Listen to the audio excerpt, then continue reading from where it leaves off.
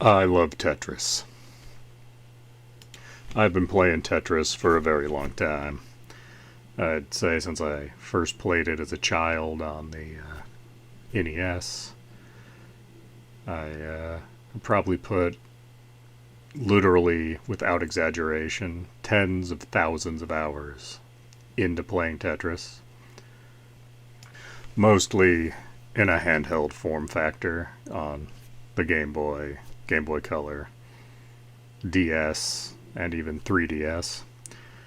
Though there's also been times on the PC, on the NES, and most recently, and what I'm here to talk about, Tetris Effect. Specifically, Tetris Effect Connections. I got it for the Xbox One over the holiday sale, and I was hesitant to do so because Tetris is a game that does not have a lot of variation to it. You know, whether you're playing original Tetris or you're playing Tetris 99 on the Switch, it's not something that has a great deal of variation for the most part. But this really struck me, one, because of the beautiful visuals, which I did not think was really possible in a Tetris game. And secondly, because of the music playing such a large role. It kind of reminds me of Lumens or Luminous. I forget how it's supposed to be pronounced. Originally on the PSP, recently remastered on everything. And, instead of simply always getting faster and faster, the music will make it slow down for a bit, get very frantic for a bit, and it's kind of letting you breathe. And as you play, you unlock these different backgrounds and different light effects and things, and it's a game that is almost meditative to play. And I didn't think there was something that would make me sit at a console and play Tetris so much, because I much more prefer to play that, like in the car, listening to like a podcast while I'm waiting for somebody. But this has really had a profound effect on how I view Tetris, which, 30 years on from when I first played it, to actually have something really change how you think about something is impressive in my opinion. So I would give a huge recommendation to Tetris Effect. As for the connection aspect and multiplayer, what it seems to be from what I've experimented with is just kind of you versus another player, which is interesting. I certainly think is worth doing, but it doesn't have quite the endless appeal of Tetris 99. But I am mostly enjoying Tetris Effect as a single player experience, and I think it was well worth, I can't believe I'm saying this, well worth the $30 I paid for it when it was on sale on the Xbox.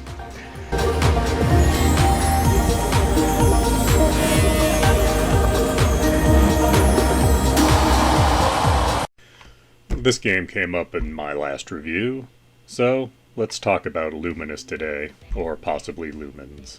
I'm not sure how you pronounce it. This is a wonderful, very music-based puzzle game, where the whole point is to make squares and rectangles out of smaller squares. And much like I was talking about with Tetris Effect, there is not a constant escalation of speed. Things get faster, they get slower. You have time to breathe. And in fact, depending on how you play, you can play this virtually endlessly, as you can see here in this footage, where if you position things just right, you can constantly get that bonus for single color.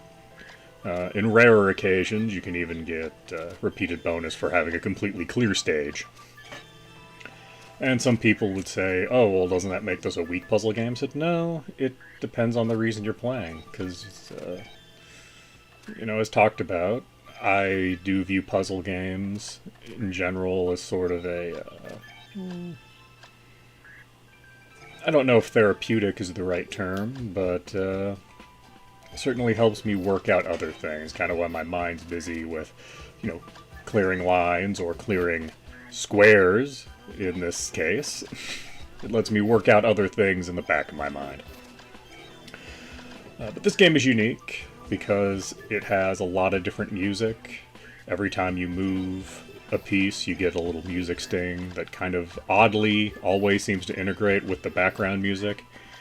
And the colors are always so beautiful. But it is not just a single-player puzzle game. You can play head-to-head. There's also a versus CPU mode, which is just the two-player mode, but with a CPU. There's also modes for making puzzles where it gives you like a picture you need to somehow make out of the pieces, and the goal is to make that picture.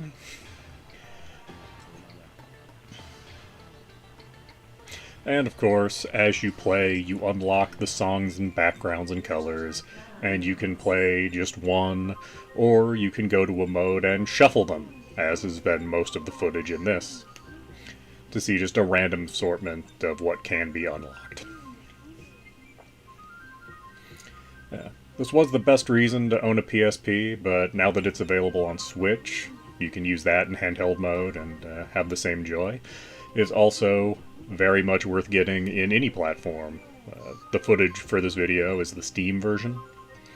And so, if you're a fan of puzzle games, I would say this is definitely worth your time.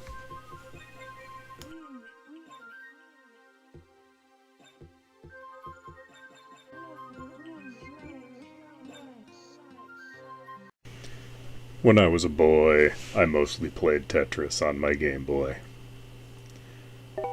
But also when I was a boy, I was very allured by this color alternative to the Game Boy, the Game Gear. So much so that I scrimped and saved a little money I could get my hands on as a child, and I bought a Game Gear. It came with columns, and also Sonic the Hedgehog, and I believe a baseball game at the time. Sonic wasn't bad. Baseball game I never cared about, I was never into sports. But I did play a lot of columns on the Game Gear.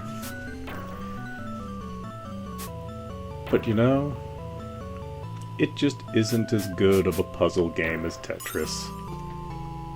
It's certainly not a bad game, but it doesn't quite have that endless appeal that Tetris does, and I'm not sure why. Here we're using footage from the Genesis version of Columns.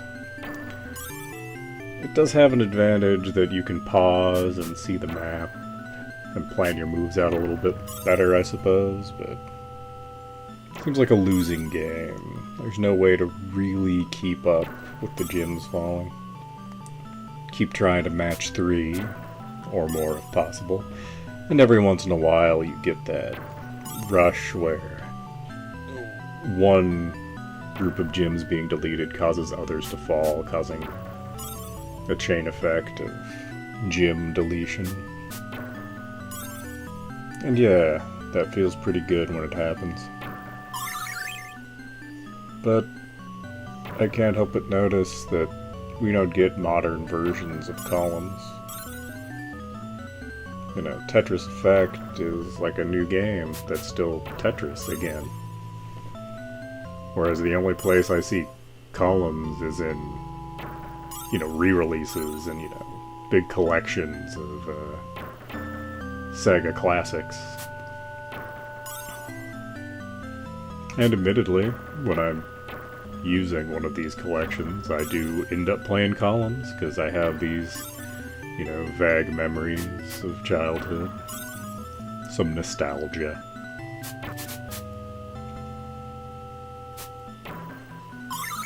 But hey, if you got 10 minutes to kill, there's a worse way to do it than playing a little Columns.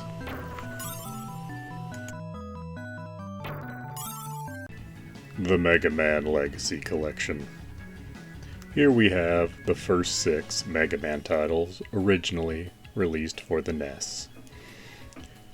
Now this is a game compilation, and it is a kinda light game compilation, having only 6 games.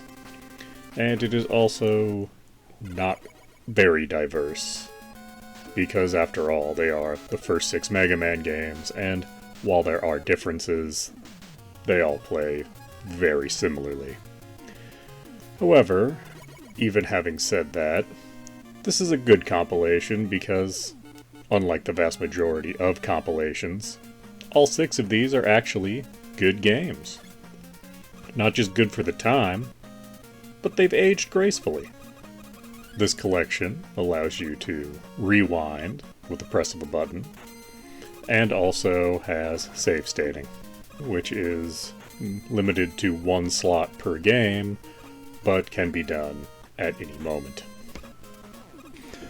The emulation is spot on, with everything looking exactly as it did on a real NES, right down to having sprite flicker at certain points.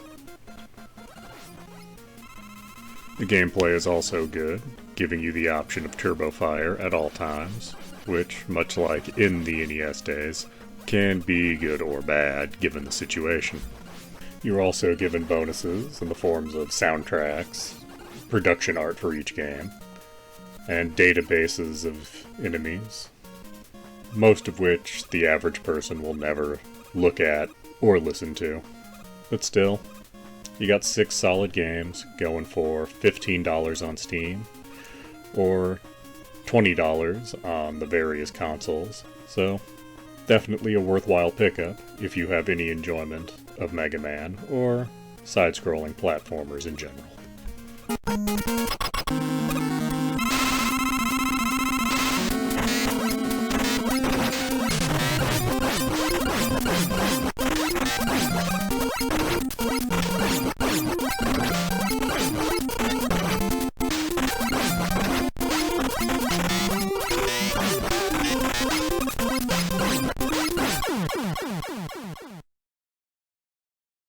The Atari Vault, available on Steam for $9.99. This is a collection of 100 Atari games, 18 arcade games, and 82 2600 games. And yes, you get both versions of more than one game in the collection. For every game, you get all original artwork, and for all of the 2600 games, you get the manuals, as well as being able to play both local and online multiplayer with games that are applicable. As for being a collection, this is a pretty good value, being 100 games for $10. It's only a dime a game. And yeah, you have some amazing variety. You have arcade games and their ports, you have sports games, board games, educational games, side-scrolling shooters, single screen shooters, and many more. So, for both number of games and diversity of games, this is doing very good. However, when it comes to the games themselves, most of them are simply not that fun by today's standards. You have to have some nostalgia for the 2600 to get much out of the vast majority of 2600 games. The arcade games have aged a little better, but even still, they are a far cry from what people expect from games today. However, I personally like seeing the history of a medium. So for me, $10 for 100 games, this is a no-brainer. Absolutely worth getting. If you have any appreciation for video game history, or any curiosity. And if you actually remember the 2600 like I do, you'll get some good times out of this.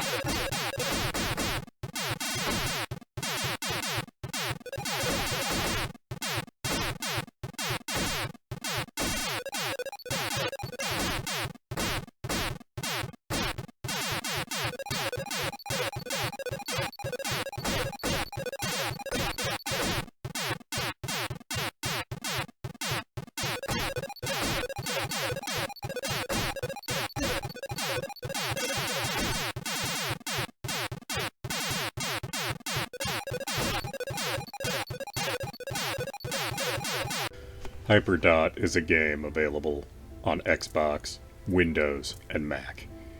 It retails for $19.99.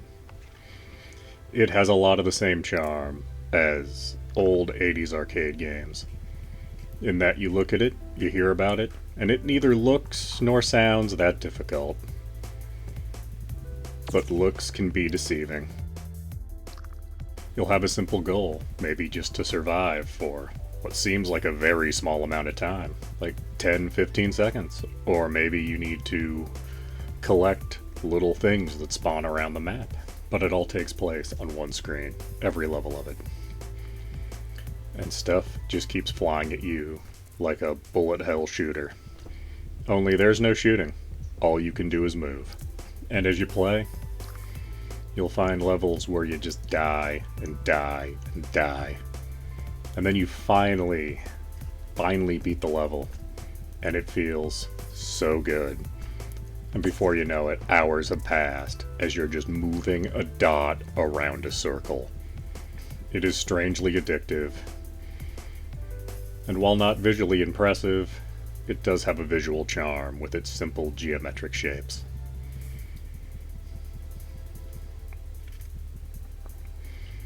If this was the 80s, this would have been an arcade machine that would have sucked down many a quarter. But thankfully it's not. You pay once, and then it controls you until you run out of levels. Definitely worth playing.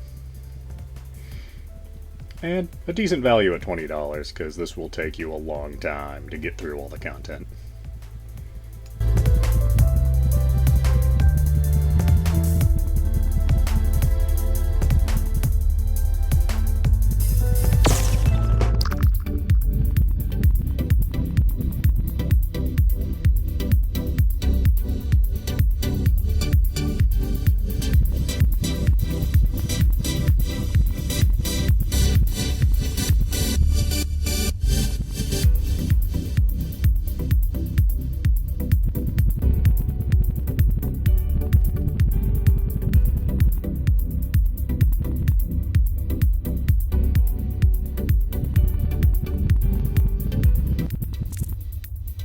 The Castlevania Anniversary Collection is available on PlayStation, Xbox, Steam, and Switch, and retails for $19.99. It includes 8 Castlevania games, that being Castlevania, Castlevania 2 Simon's Quest, Castlevania 3 Dracula's Curse, Super Castlevania 4, Castlevania The Adventure, Castlevania Belmont's Revenge, Castlevania Bloodlines, and Kid Dracula. All of the games included also have their Japanese versions available, with the sole exception of Castlevania 2 Simon's Quest. With only 8 games, this is a little bit light. They are, however, pretty decent games, if very hard. With all of these games being almost frustrating in their difficulty, with the exception of Kid Dracula. The emulation in this collection is quite good, rather it's doing the original Nintendo, the Super Nintendo, the Sega Genesis / Mega Drive, or the humble Game Boy. And there is something somewhat surreal about playing Game Boy games on a modern platform.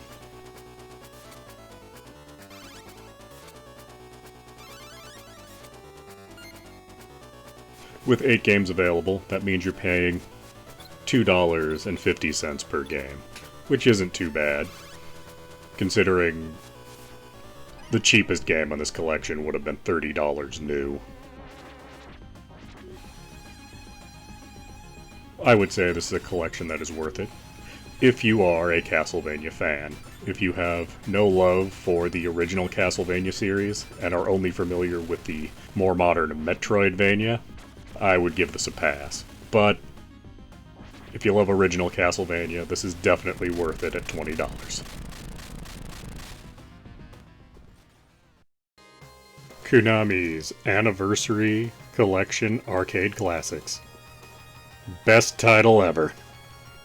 Retails for $19.99 and is available on Steam, Switch, PlayStation, and Xbox. It contains 8 games.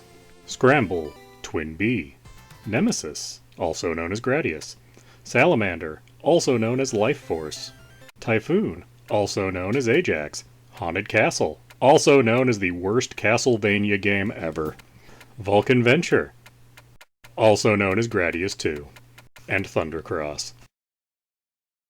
So basically, you have 7 shoot-'em-ups.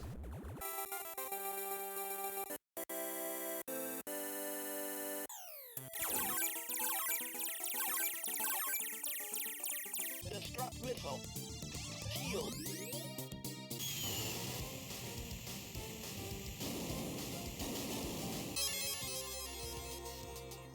Destroy them all.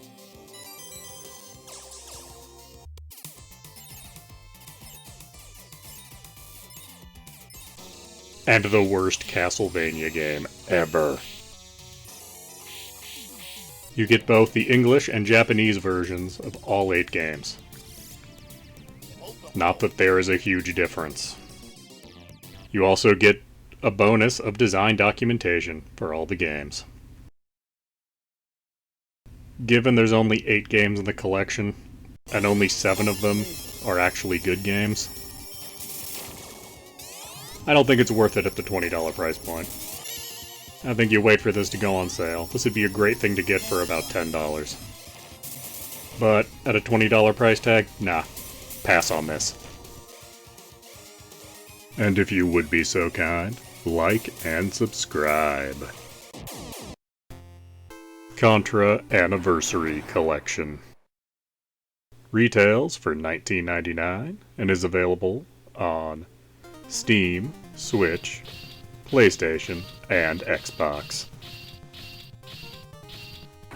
It's difficult to say how many games are actually included, as you have the same base game multiple times, because you get Contra, the Japanese version of Contra, and then you get, in some cases, the Probotector version of the games, which is just Contra, but with robots instead of people.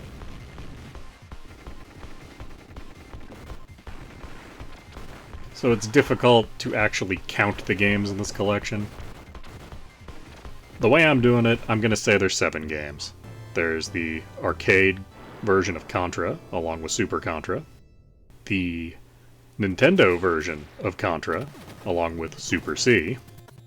Contra 3 The Alien Wars, originally for Super Nintendo, Contra Hard Corps, for the Genesis/Mega Drive, and Operation C, originally for the Game Boy.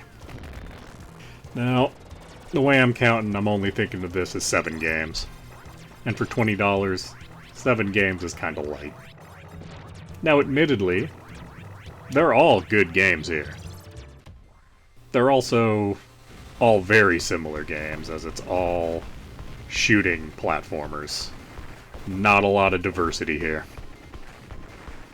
But I will say, the emulation is spot on, regardless of if you're talking about the arcade, the NES, the Super Nintendo, the Genesis, or the humble Game Boy.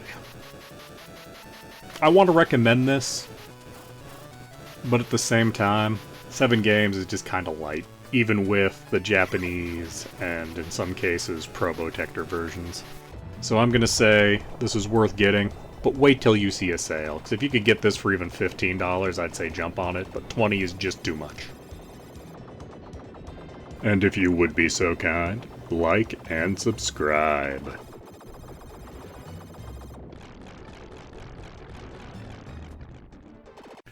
Mega Man Legacy Collection 2.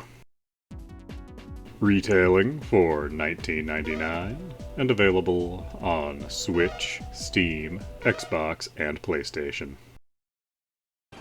It is generally not as good as the first Mega Man Legacy Collection, as first, having no save states, and instead using a odd checkpoint system, with checkpoints that are inconsistent and rather arbitrary. Secondly, instead of 6 games, it only has 4 games, that being Mega Man 7, 8, 9, and 10. Now, 4 games might not be much, but if they are good games, that could still work. Sadly, you don't have 4 good games here. What you have is 2.5 good games. 7 is the worst game in the collection. It was the first Mega Man of the original series to be released on Super Nintendo. And the Mega Man sprite is just proportioned wrong. The boss fights aren't well designed. The enemies are just sort of damage sponges. So much more could have been done on the Super Nintendo, just looking at the Mega Man X series. But sadly, 7 just didn't get that treatment. Now, Mega Man 8, originally from the PlayStation, better game. Better than 7, certainly. Still not quite what I would say is good, but certainly playable. My main issue with it is that with the more powerful hardware, they used it to make the screen very busy, to the point sometimes it's hard to figure out what's going on. You know, where the enemies are versus what's just set dressing. And unfortunately, they didn't include any of the Saturn version of the game's bonus content. Still, not bad, like I said, about halfway to being a good game. And then we have 9 and 10, originally for the PlayStation 3 and Xbox 360. These are both good. They also both come with their DLC. It is annoyingly locked behind doing a little controller code before you start playing, unfortunately. And that gets old real quick, as it seems you have to put in the code each time you start up either of these games. Now, Mega Man in 9 and 10 is very old school. When playing as Mega Man in both games, you cannot slide, and you cannot use the charge shot for the Mega Buster. If you want to slide and use charge shots, you gotta play as Proto Man. And he has less health than Mega Man. But he also gets a shield when he jumps. Actually, he's my preferred way to play in both of those games. And in Mega Man 10, you can also, with the DLC, play as Bass. He doesn't slide, but he kind of lunges forward. And he has a rapid fire that can be aimed in all 8 directions. Which is a very different way to play a Mega Man game, certainly. It makes the levels easier, and the bosses much harder.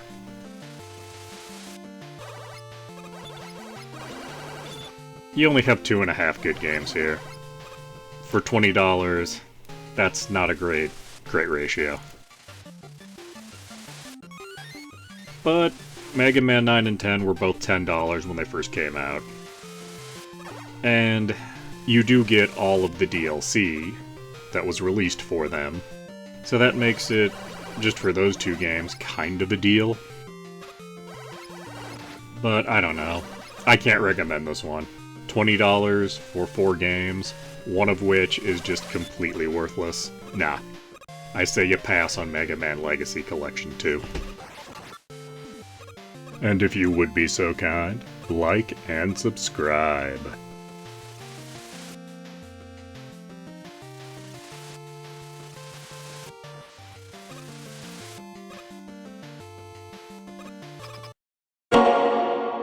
Sega Genesis Classics Collection.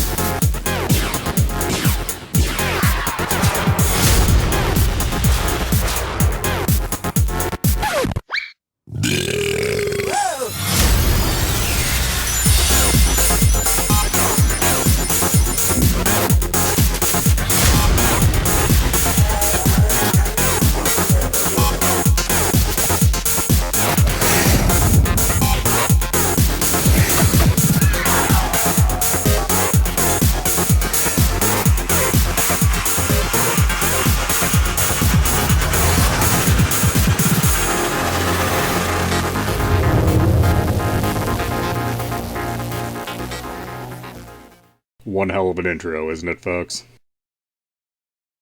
This collection retails for $29.99 and is available for Switch, Xbox, and PlayStation. First and foremost, you get 53 games, which, decent amount of games. In fact, I'd say if you were 10 years old and you went over to a kid's house that had this collection of Genesis games, you'd be impressed. You'd want to make that kid your best friend. And realistically, a collection like this would have cost over $2,000 back in the day. But are these 53 games good games? By and large, yes. Worst game you get here is Golden Axe 3, and quite honestly, that one is like a 6 out of 10. It's still playable. It's not terrible. But most of the games are very good. Your Sonic 2s, your Streets of Rage 2s, your Phantasy Star 4, your Vector Men. The emulation is very good. You get various bonus challenges for the games, and leaderboards for points where that is applicable. And you can play multiplayer both locally and online. This is a great way to do a collection, a good value for the money. This is spot on. This is how all collections should be. So yeah, for your $30, absolutely get. And if you would be so kind, like and subscribe.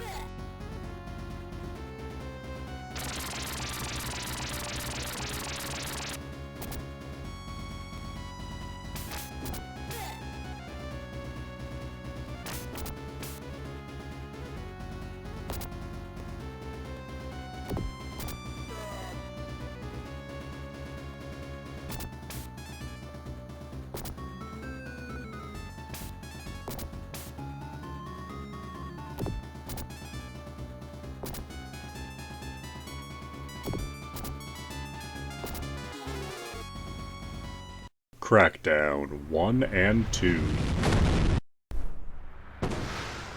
Available for free. As long as you own an Xbox. These games are Xbox exclusives. And as I said, they are free. Not with gold, not as a member of Game Pass, but just for owning an Xbox and having access to the internet. These are open world games where you have superpowers. You are playing as a superpowered cop. And as a superpowered cop, you do pretty much three things. You collect orbs to increase your stats. You shoot gang members. And civilians, but you get yelled at for shooting civilians. Though there doesn't seem to be a penalty outside of the yelling. And you do challenges that are scattered around the map, which reward you with more orbs. And in the second game, that looks graphically slightly nicer, there are also objectives that are like a zombie horde mode, where you have to defend a point while wave after wave assaults you. Both of these games are a lot of fun. The second one looks slightly better, though they both use the same maps and widely the same mechanics. And given the fact that they're free, there's no reason not to get these games.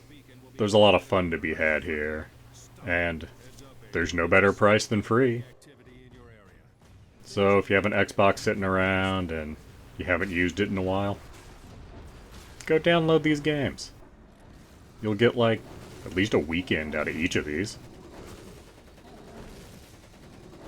And if you would be so kind, like and subscribe.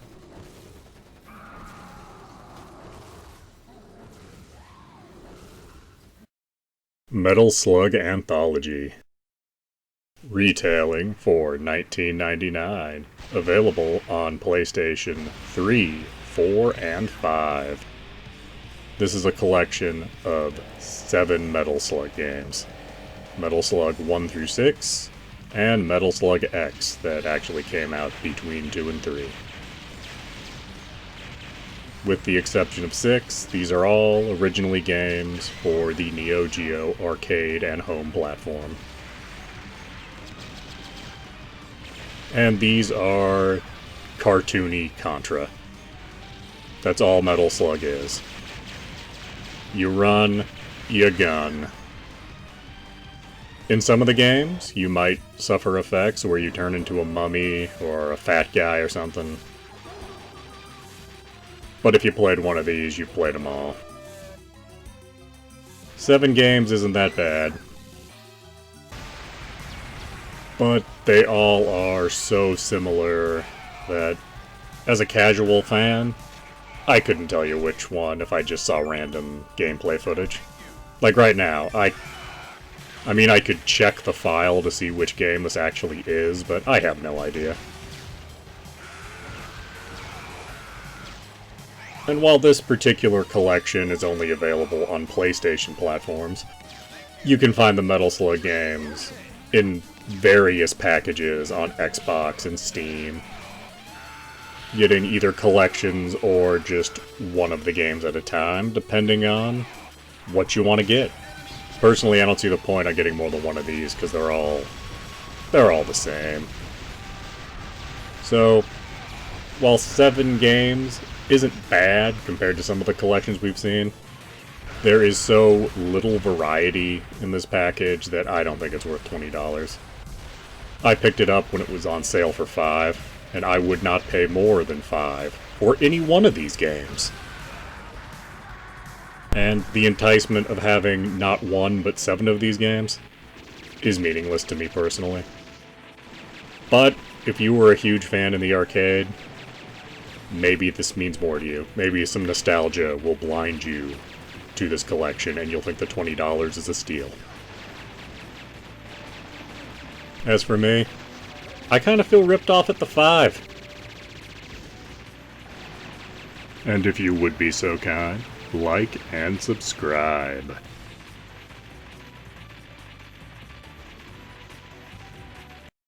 Namco Museum Archives, Volume 1. Retailing for $19.99. Available on Steam, Switch, PlayStation, and Xbox. Includes 11 games. Galaxian, Pac-Man, Xevious, Mappy, Dig Dug, Tower of Duraga, Sky Kid, Dragon Buster, Dragon Spirit, The New Legend, Splatterhouse, Wanpaku Graffiti, and an 8-bit remake of Pac-Man Championship Edition.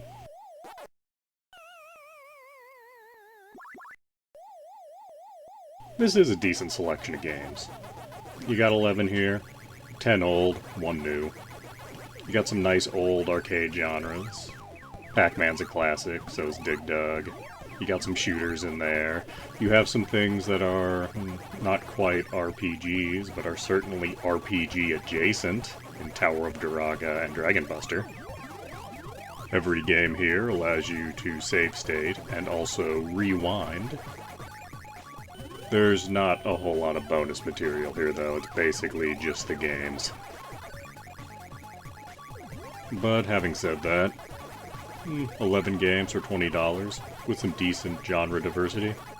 I would say this is a collection that's absolutely worth having. And if you would be so kind, like and subscribe. Namco Museum Archives Volume 2. Retailing for $19.99 and available on Steam, Switch, PlayStation, and Xbox. Much like the first volume, you have 11 games. Galaga, Battle City, Pac-Land, Dig Dug 2, Super Xevious, Mappy Land,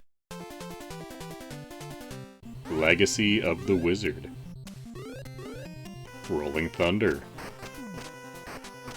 Dragon Buster 2, Mendel Palace, and Gapless. Gapless being a game that has never come to the West before, and is basically Galaga 3.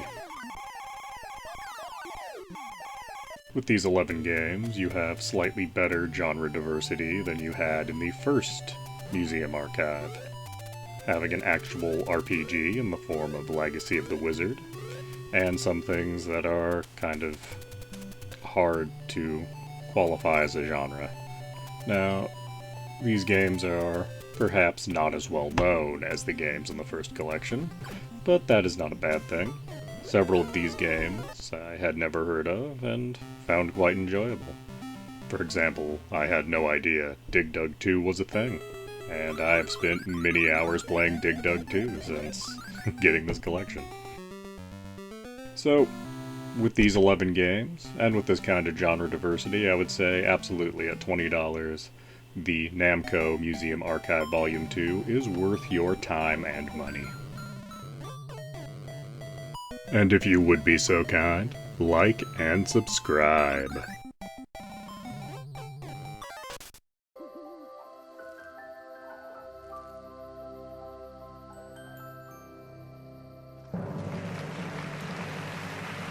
Rare Replay. Only available on Xbox One and Xbox Series X/S. Retailing for $29.99. Containing 30 games. That's right, $1 a game. The games in this collection are very diverse, both in terms of genre and style. Containing games from humble 8-bit systems such as the ZX Spectrum and NES, and games as new as the Xbox 360.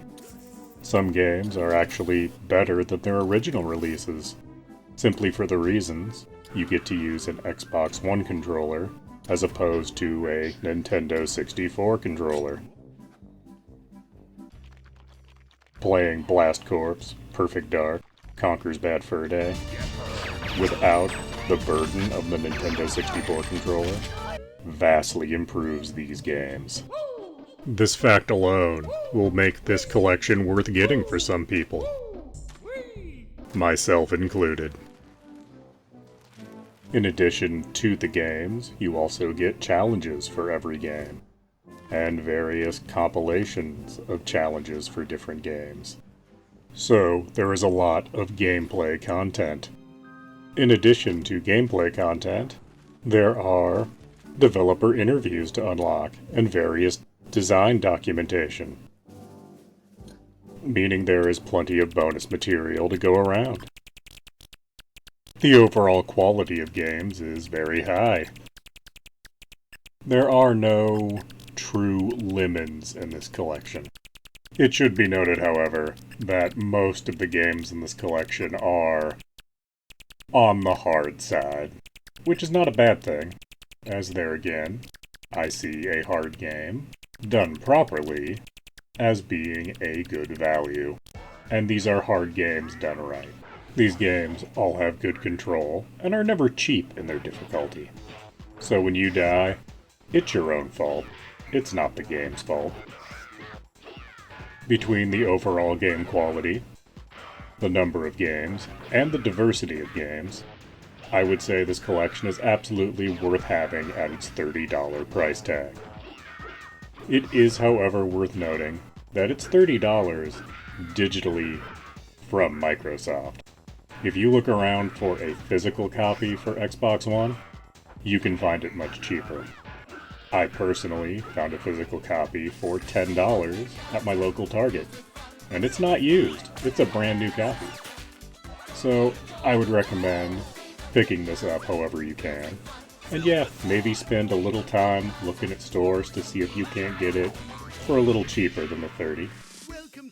Having said that, it's absolutely worth the full 30. But I'm always after saving some money, and I'm sure I'm not the only one that can say that. And if you would be so kind, like and subscribe. The Disney Afternoon Collection, retailing for $19.99. Available on PlayStation, Xbox, and Steam. This collection is rather light, with only 6 games. DuckTales, Chippendales Rescue Rangers, Tailspin, Darkwing Duck, DuckTales 2, and Chippendales Rescue Rangers 2.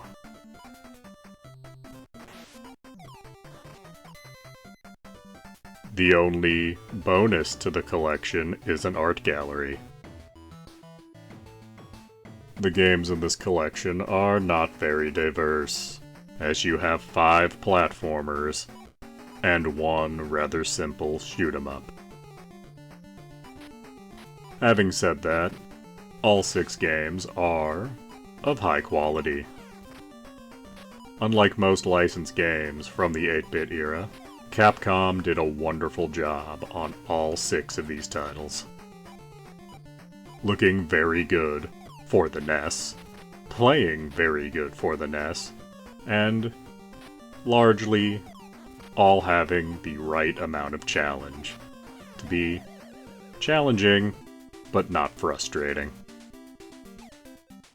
The appeal of this collection is, however, somewhat limited, as if you don't remember the franchises that these games are based on, you probably won't get very much out of the games themselves. So, for the $20, if you're over 30, this is actually a pretty good collection. If you're younger than that, you probably will not get anything out of any of what's on offer here. Although it is kinda shocking to have a Disney-branded product be only $20.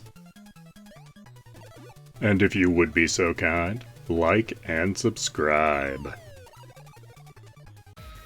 Mega Man X Legacy Collection 1. Available on PlayStation, Xbox, Switch, and Steam. Retailing digitally for $19.99, or available physically in a 2-pack for $29.99. This is a collection of only 4 games, which I do feel is kinda light for a collection. And this is not a diverse collection, because they are all Mega Man games. Now, not just Mega Man games, these are Mega Man X games.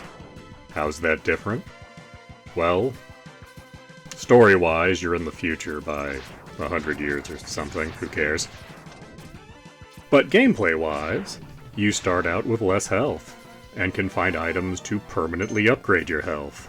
You can find canteens to carry more health, and you can find hidden pieces of equipment in each game to make Mega Man better. But aside from the theme of upgrading, you're pretty much just still playing Mega Man. Now, are these good Mega Man games, or do they follow in the footsteps of 7?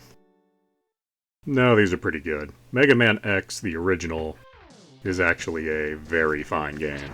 Great level design, great power-ups, great sense of progression.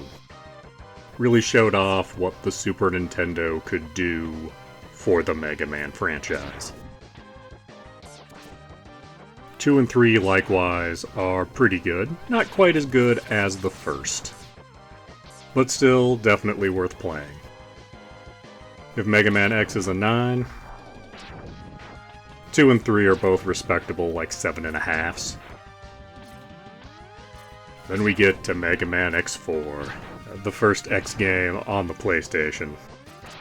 Obviously, graphically, very much upgraded above the first 3 games. But it has a unique feature, where not only can you play as Mega Man, you can play as Zero. And yes, in Mega Man X3, you could play as Zero for small portions of X3. In X4, you can start out and play the entire game as Zero. And doing so actually makes it a very different game, because while the levels and bosses are not changed, the gameplay style is wildly different, as for the most part you have no ranged attacks. Everything has to be done with melee. And as any fan of the Mega Man series will know, the game revolves around everything being at ranged. So, the stars of this collection are X1 and 4, and 2 and 3 are fine.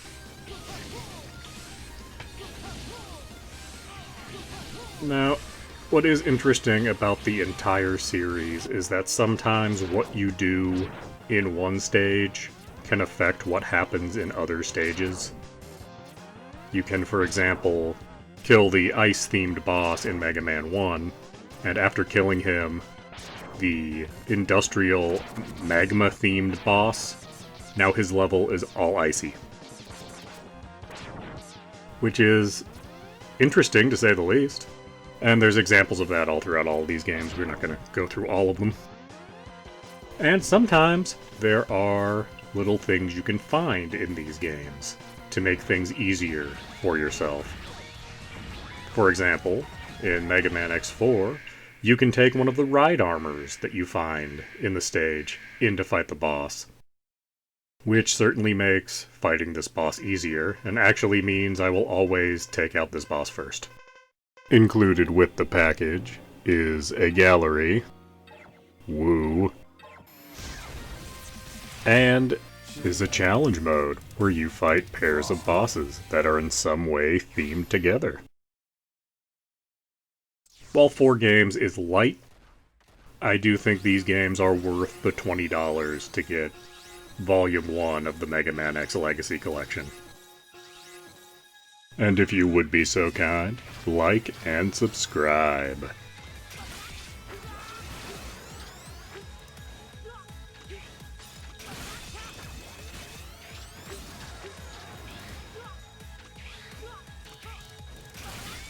Mega Man X Legacy Collection 2.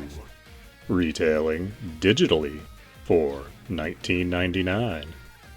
And available in a physical 2-pack with Mega Man X Legacy Collection 1 for $29.99.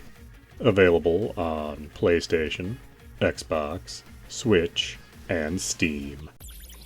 There are 4 games in this collection, which is, as I've said before, kinda light. And unfortunately, these are not 4 good games. In fact, if you go in order, each game gets a little bit worse. I don't set out to be negative on this channel.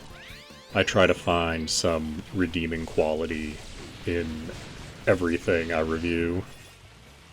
Unfortunately, in this case, I don't have much to say in that regard.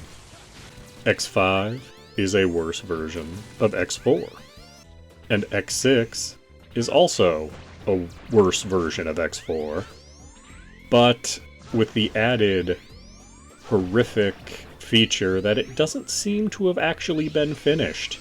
It feels very unpolished and untested. But compared to 7 and 8. Now, these games I had never played before putting this collection in. And I knew that they were in 3D, so in the back of my head I thought, maybe these will be something like the Mega Man Legend games from PlayStation 1. I know these are PS2 games, but surely these wouldn't be that bad. Both of these games are presented in mostly a 2.5D manner, with occasionally dropping you into full 3D. and both add new characters and new mechanics, none of which add anything. In fact, everything that seems to have been added detracts from the enjoyment of these games. Oh, and as an added bonus, the gallery and extra challenge mode seems to be completely identical to what's found in the first Mega Man X Legacy collection. So, to keep this short, because I don't like to be negative, I'm gonna say pass on this. Just buy the first Mega Man X Legacy collection. Do not waste the extra $10 or $20 to get Mega Man X Legacy Collection 2. Hopefully next week we can be more positive. And if you would be so kind, like and subscribe. It's summertime. When I was a kid, I loved summertime. Mostly because it got me away from that horrible 8 hours of psychological torture a day that was school. But unfortunately, I hated sunlight, the beach, sand, heat, basically all the things you might associate with summer. But I did like video games, and sometimes it just seemed right to play something that was thematically appropriate. Like Duke Caribbean, Life's a Beach, an expansion pack for Duke Nukem 3D. It's basically a level pack that makes things vaguely island-themed. The gameplay is exactly the same. You find keys, you shoot aliens, you open doors, you find the exit.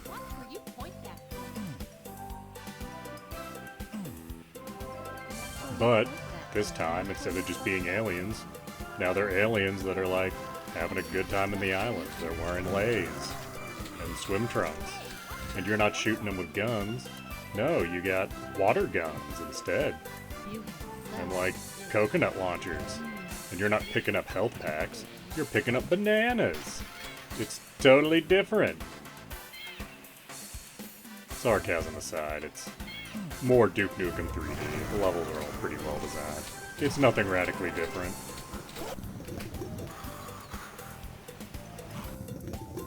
And unfortunately, there's not actually a way to get this anymore. Because it was available on Steam, then the new version of Duke 3D came out, and they delisted the old one that came with this. So now if you want to play this, find one of the old discs on eBay, I guess. There's not an official source. There's nothing on GOG, nothing on Steam, and those are pretty much the only platforms for PC games. I guess the Epic Store exists, but no, it's not on there either. But it is a lot of fun, and if you have any appreciation for 90s first-person shooters, this is pretty good. And it's just more of the same. So if you like Duke 3D, look into finding this somewhere. I'm not sure where that would be, but enjoy it. Not telling you should pirate it, but, you know, that's an option, I guess. But I am not endorsing that. And if you would be so kind, like and subscribe. Lost Planet: Extreme Conditions.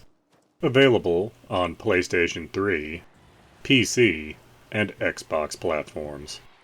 Digitally ranging in price from $14.99 to $19.99. And physical releases are incredibly cheap, being under $5 across the board, if you can find them.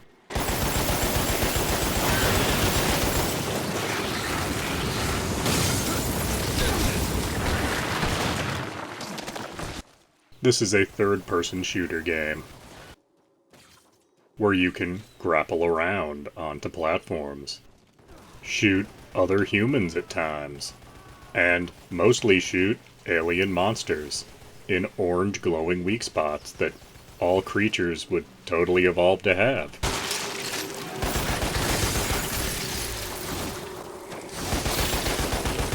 Sarcasm aside, the gameplay is actually very fun in this. The story, however, is both poorly written and poorly acted. So, when playing this game, as soon as a cutscene starts, just start pressing buttons to skip. Just get right to the gameplay. Because once the gameplay starts, you're shooting things, you're running around, you're grappling. You get in mechs sometimes, and mechs have never made a game worse. Anytime you can get in a giant robot, games immediately get better. And different kinds of robots. You can have heavy robots. You can have these weird little bike transformer robots. They're not all over the place, but when you find them, it's a wonderful treat.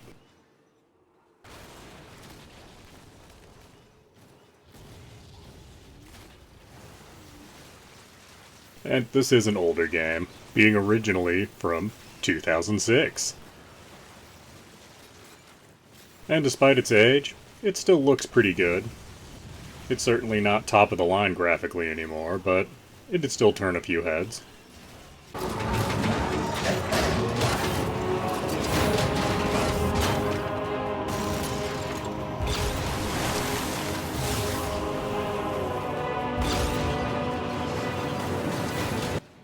This game is definitely worth the less than $5 you'll pay for a physical copy.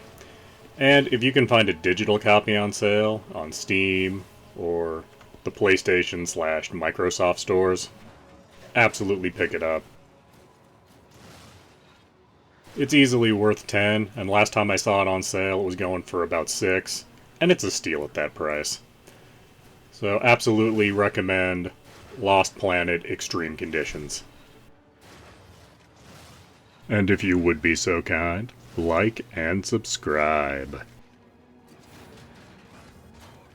Saints Row the Third Remastered. Retailing for $39.99 is available for PlayStation 4, Steam, and Xbox platforms.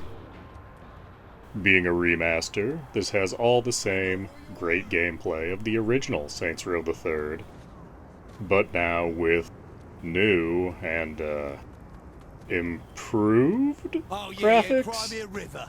Well, they're different anyway. You play as the leader of the Saints, who, between the events of Saints Row 2 and this game, the Saints are now suddenly a huge media conglomeration in addition to being a organized group of criminals. Not sure how that transition happened, and they rather gloss over it. But you're in a new city this time, where you will compete in mini-games to earn respect, because even though you're the leader of a gang, apparently you have to still earn respect, I guess? And you can use this respect to level up your character in various ways. Get better weapons. And of course, as you take over parts of the city, you get larger and larger stipends of money every in-game hour. And you'll need that money, because every upgrade for everything is expensive. But it's a fun game.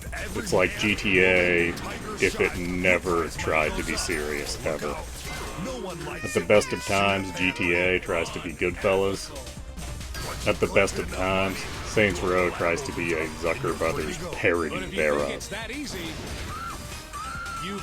The humor is often lewd and consists of double entendres and innuendos.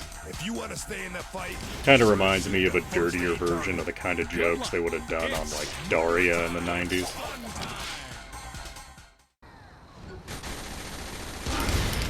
But there's always a little joke to find in virtually every sign and every line of dialogue. Where this remaster somewhat fails is in the graphics department. The original version of the game had a stylized look to it, not ever trying to make the cars or the people look terribly real. Whereas in the remaster, everything is trying to look more realistic. The cars have gone from being like Hot Wheels cars to looking more like cars you could actually see in real life driving the streets. And that's fine. The people, however, in cutscenes, ooh, do they look bad. Because they aren't completely realistic, but they aren't completely stylized. They're this weird in-between that just looks off-putting. Shit, not like I'm anything more than bait anyway.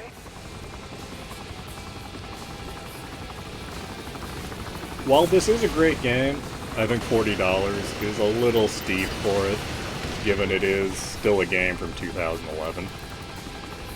It is a lot of fun though, so I'd wait till this drops to $20, which it should do any day now, and pick it up then. It's definitely worth $20. Little too much at 40. Highly recommend. Unless you own a Xbox platform, because you can still play the 360 version that you can get for, I don't know, less than $10. And the graphics look better in that version than the updated version. Really? What did you do to piss off the driver? And if you would be so kind, like and subscribe. Wait, you were in the car when this happened? Back to the action. Our contestant is doing really well. They keep at it, they'll go home rich. And that's it! We have a winner! BioShock. In particular, this is BioShock Remastered. Available on all major platforms for $20, or in a collection for $30. I have a complicated relationship with BioShock, because it is the last truly long gaming session I ever did. Back in 2008, I had just gotten my friend's old graphics card to put in my computer, which was still a giant upgrade for me. And I had no games that could put the card through its paces. But I had received a bootleg copy of BioShock, so I installed it and started playing, and it was just about midnight when I started. I kept playing all through that night until I completely finished the game at about noon following day. So I played 12 hours straight of BioShock, and it was amazing. Now, it also inspired me to read Atlas Shrugged, which is just a god-awful book. It is one of the worst things I've ever read. And I'm not even getting into the philosophy presented in Atlas Shrugged. I'm just talking about it from the standpoint of being a book. But we're not here to talk about Atlas Shrugged. We're here to talk about BioShock. And BioShock is pretty good. The graphics have aged well, partially because they are somewhat stylized, and stylized graphics always age better than, you know, in giant air quotes, realistic graphics. It also has excellent voice acting, which is important because it's not just a couple of cutscenes that are voice acted. You find audio logs all throughout this game, and they are all interesting and all have great voice acting. I saw one of the smugglers having a game of catching on the docks today, and this surprised me because his hands were crippled during the war. He was unloading the barge the other day when he was bitten from the sea slug. He woke up the next morning and he found he could move his fingers for the first time in years. I asked him if he still had that sea slug. As luck would have it, he did. It is a first-person shooter where you have powers given to you by magic slug juice from under the sea that lets you shoot electricity and fire and bees, among other things. And you have a selection of wonderful weapons, from a simple 6-shooter revolver to a Tommy gun to makeshift grenade launchers and many others. And you can upgrade all of your powers and weapons. All of the enemies in the game have apparently been driven mad by the same goop that gives you powers. Yet, you don't seem to suffer any ill effects from using the same goop. Or maybe you do, and you just aren't aware. It's unclear. Though, when it comes to the powers, some of them serve utility purposes, so even though the electric power is not that good, you pretty much have to have it on your character at all times, because you're going to encounter puzzles where you need to use the electricity power. The game takes place in an undersea city that was originally founded as some kind of objectivist paradise. However, things went bad, as the objectivist paradise has either gone wrong or possibly come to its logical conclusion, depending on your philosophical view. But putting philosophy aside, the game actually did have an interesting story, with some interesting twists.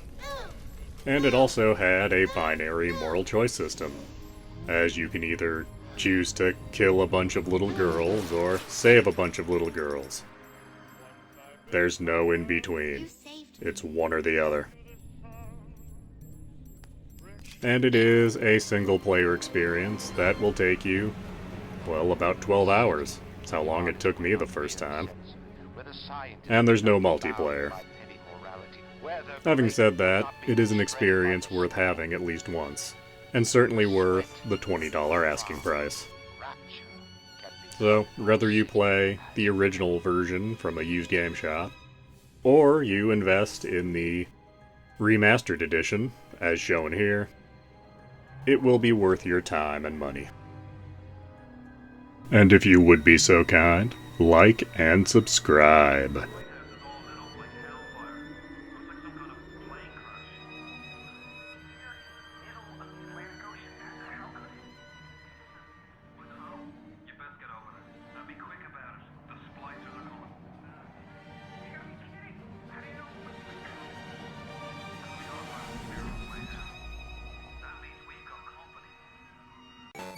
Donkey Kong for the Game Boy.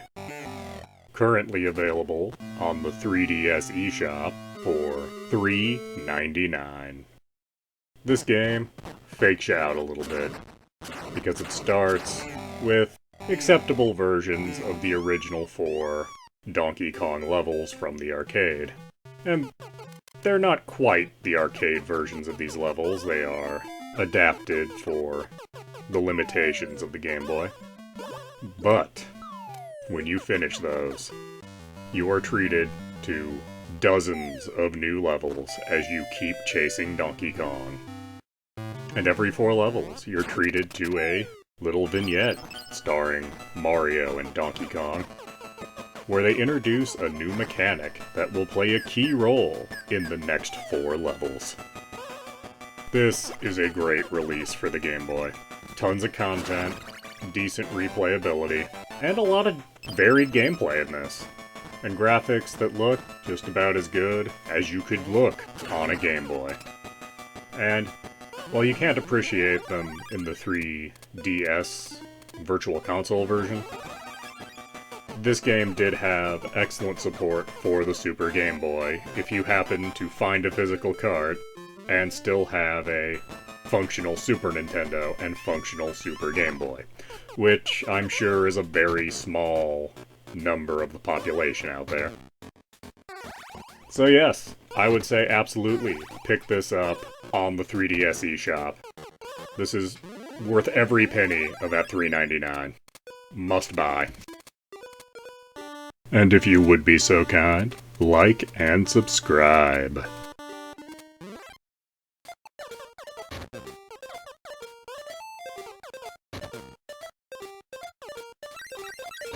Dig Dug for the Game Boy. Unfortunately, this game is currently unavailable on any eShop or official means. You can, however, find the original Game Boy cart for about $20 on eBay at the time of this recording. On the cart, you get 2 games. You get Dig Dug, obviously, And you also get New Dig Dug. Now, vanilla Dig Dug on here is not great. The graphics are fine. The sound is not very good. The Game Boy was capable of better than this. But the real issue is the gameplay, because while it looks like Dig Dug in monochrome, it has an issue with the hit detection. It seems like your hitbox is bigger than in the arcade version, and the enemies don't seem to get attached to your air pump as easily as in other versions, leading to much frustration on my part. So, the Dig Dug side of this cart, not very good. New Dig Dug, on the other hand, that's a different story. Because while it has the same problem with the hit detections, you don't need to actually kill anything when playing New Dig Dug, because instead, you're trying to find 3 keys to open a door to the next level. So, you can just avoid the enemies. Never have to kill a single one if you don't want to. Now, of course, sometimes, because of the nature of the game, you're gonna have to, but since combat's no longer the main focus, the hit detection ceases to be as much of a problem. Now, if this were available for $5 on the eShop, like other Game Boy games that are on there, I would say absolutely get this, if only for New Dig Dug. But as you can only get it secondhand, I would say pass on this, because $20 is just too much for what this game has to offer. There's better Dig Dug to be had elsewhere for cheaper prices. So, pass on Dig Dug for the Game Boy. And if you would be so kind, like and subscribe. Resident Evil 4. Available on all platforms for $19.99. And all platforms isn't much of an exaggeration for a game that was supposed to be a GameCube exclusive. Resident Evil 4 was a big turning point for the Resident Evil series. It took away tank controls and awkward aiming, and replaced them with good controls and over-the-shoulder aiming. It also replaced zombies with parasites. So we went from Dawn of the Dead to the Puppet Masters. However, the story kept the same old cheesy acting and convoluted storytelling. So Resident Evil fans should feel right at home. You play as Leon Kennedy, trying to find the president's daughter in Spain. This game is often called a long escort mission, except the amount of time you're actually with the president's daughter is fairly limited, as you keep getting separated throughout the story. Which is for the best. She doesn't do anything except get in the way. The game is broken down into 3 general parts. The part where you're fighting villagers using farming equipment. The castle, where cultists use medieval weapons. And then a weird part in a ramshackle military compound where now there are mercenaries trying to kill you. But regardless of what they look like, everyone you're killing is infested with the Las Plagas parasite. Generally, headshots will kill them. Sometimes, however, that'll just make the parasite shoot out of the neck, looking like a weird bat-spider hybrid, or a Cronenberg monster, or a giant worm creature. The parasites are apparently capable of several different forms for some reason. You better stay outside. Ashley, go hide. The sections of the game are broken up fairly obviously by boss fights. The village and villager enemies disappear after you kill this Rasputin-looking guy. The cultists disappear once you kill this, child? Or little person? I'm not sure what his deal is. And then the military base ends with the last boss of the game. The gameplay is the reason you're here. It's very satisfying. And the game adjusts to how well you're doing by giving you more or less ammo to try and keep it in the same level of difficulty. This doesn't mean that you can spray and pray with your bullets, but it does mean if you're not great at targeting, you'll still find a way to get by. Oddly enough, due to how the weapons and weapon upgrading works, this game is actually much harder during the beginning portion than towards the end. As you keep getting better weapons and upgrading your weapons. So, zombies, or Las Plagas in this case, keep taking fewer and fewer bullets to kill, and are less likely to overwhelm you. The story is laughable and not worth going into. The voice acting is passable, but they're working with such a laughable story that it's hard to care. In addition to the main story of the game, you have several bonus modes. Assignment Ada, that shows the same story from an alternate perspective. Separate Ways, which seems to be a completely separate story, also starring Ada. And Mercenaries, which is an arcadey kind of game where you choose a character and choose a level, and then kill as many Las Plagas as you can in the allotted time, with each character having a different loadout of weapons.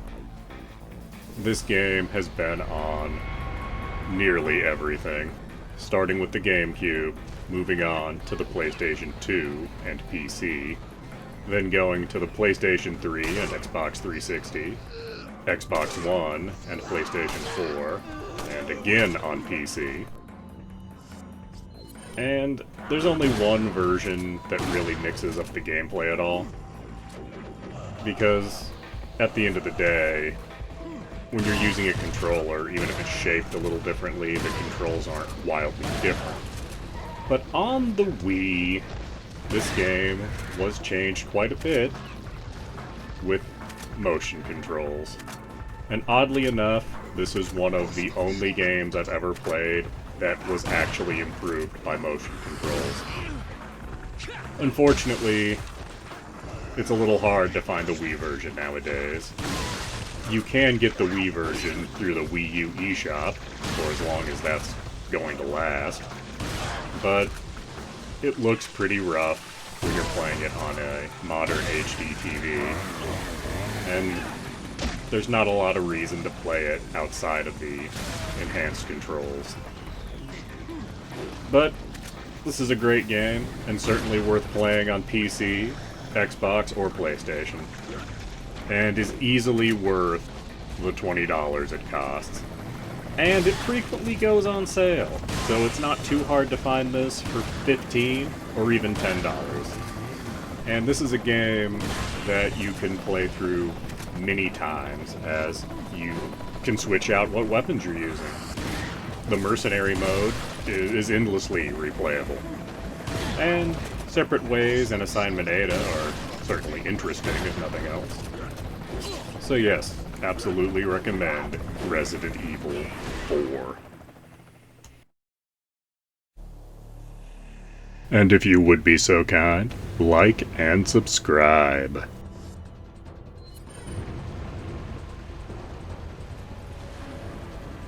Saints Row. Only available for Xbox platforms. available digitally for $10. Saints Row is a crime-heavy sandbox game, and is likely the game most deserving of the title GTA clone from the Saints Row series, as it does the least to separate itself from GTA, where subsequent games in this series became much more humorous and almost a parody of GTA. This game is dead serious most of the time. Every cutscene is full of profanity and is acted very earnestly, which is a stark contrast to the rest of the series. But the gameplay overall is not very different from Saints Row 2 and 3, as most of what you do is go and play mini-games to get enough respect to do story missions. And a lot of the mini-games will be familiar to anyone who's seen later entries in this series, where you go and get hit by cars, or go and cause mayhem, or go racing. But there's also ones that only appeared in this game, like hijacking and chop shopping. And you are a low man in the gang of the Third Row Saints, as in the opening cutscene, you're found by the leader of the Saints, and he decides to recruit you because I guess you laying there was just the best impression ever. And then you fight 3 other gangs as you try to take over the city. A Latino gang that does drugs. A vaguely Asian gang that's stealing cars and hijacking merchandise. And a black gang that seems to do prostitution and also run a record label for reasons. And if you're wondering how you can tell these gangs apart, just go by color. Blue, red, yellow. If you see cars of that color, or people wearing those colors, they're from a rival gang, and you should shoot them. Or make their car blow up. On the other hand, purple is the color of the Saints, so you get respect for wearing purple, and anyone wearing or driving purple can be recruited to your aid. This is a pretty dry game. The gameplay is not bad, but it takes itself so seriously that I don't feel compelled to play it. It's very serious, but at the same time, not very well written. And it has a rather impressive cast of celebrities in it, like Michael Clark Duncan, Keith David, David Carradine, Tia Carrera. But they don't have a whole lot to do. Like, they just have some bad dialogue to read. And yeah, for the most part, they're trying their best with the dialogue. But no matter how talented you are, a bad script is a bad script. But I'm sure they got a good paycheck for making this game. And yeah, in small doses, this game is fun, and maybe time has not been the most kind to it. But if you played other Saints Row games like I had, it's interesting to come back and see where the series came from. And $10 is not too high a price to do that. So, if you got an Xbox, and you're looking for a sandbox game to play, you could do worse. Especially for $10. If you don't own an Xbox, don't buy one just to play this. Please do like, comment, subscribe, and tell your friends.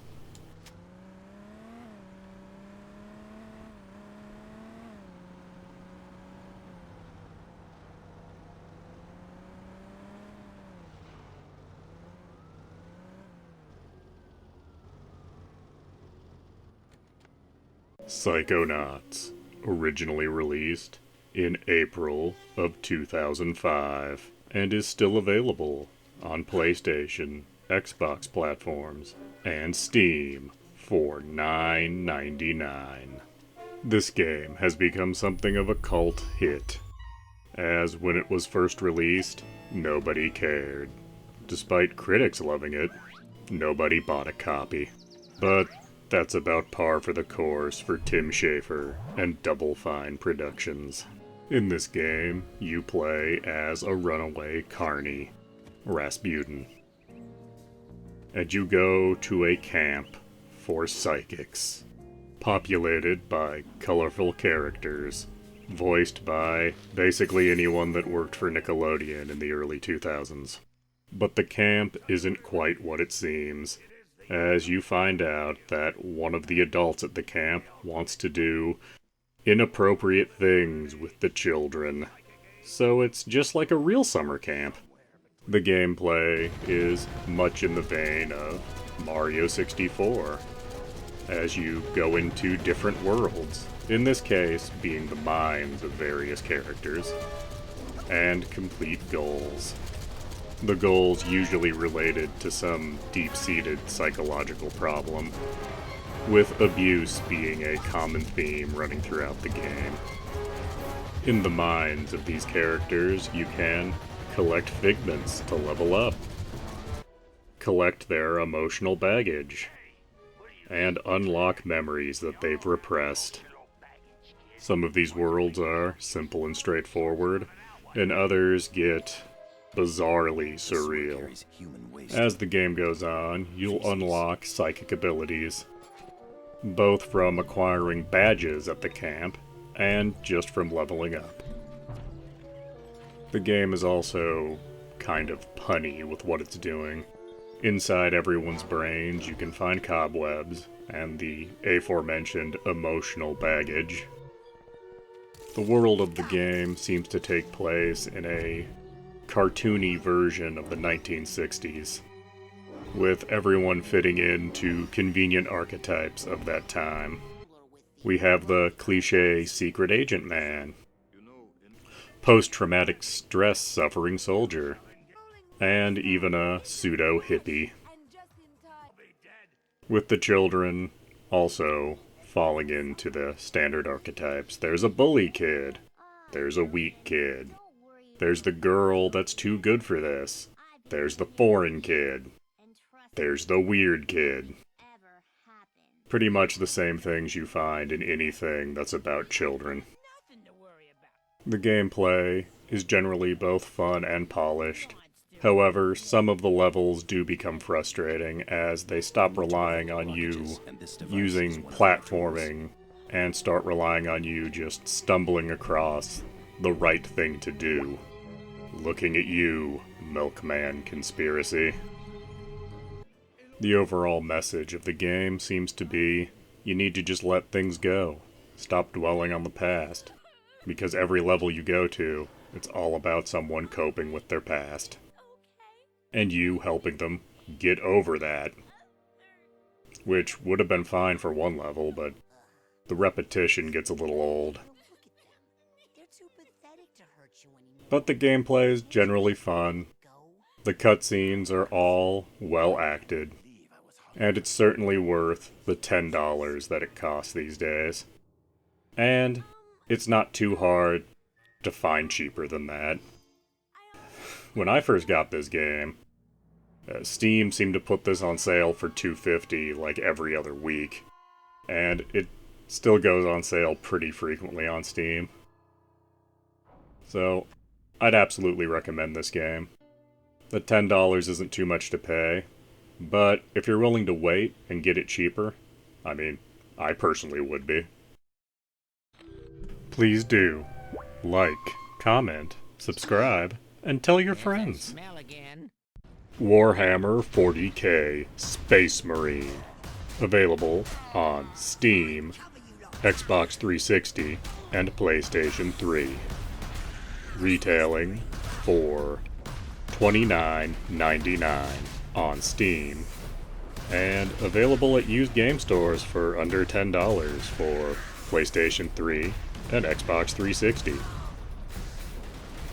This is a third-person shooter, but not a cover-based third-person shooter.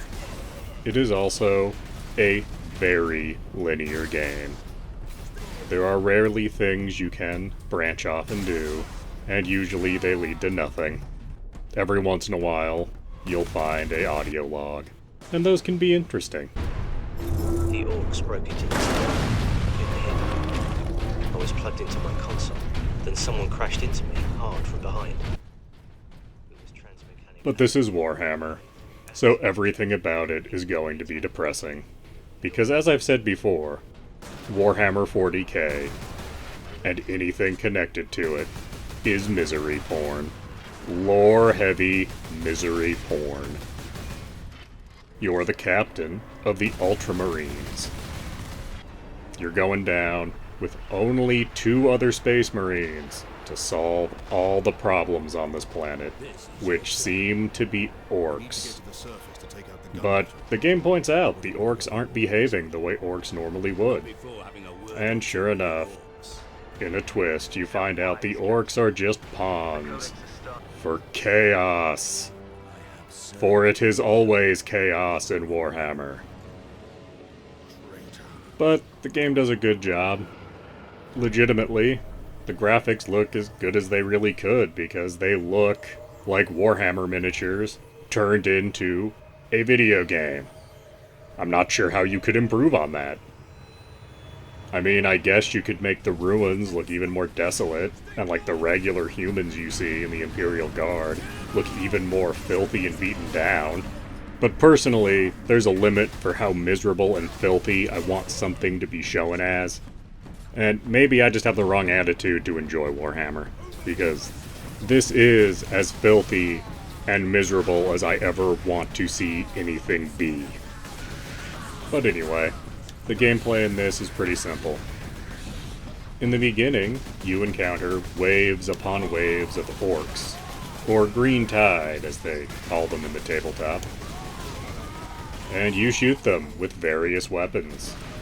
You got a bolter, a bigger bolter, a sniper bolter, and then you got special weapons. You get a big las cannon that's basically a better sniper rifle. You get a little grenade launcher that has some fancy name. And you find a collection of melee weapons. Starting out with a knife, then you get a chainsword, then you get a power axe, and briefly you get a power hammer. And at some point I think you can get a power sword too.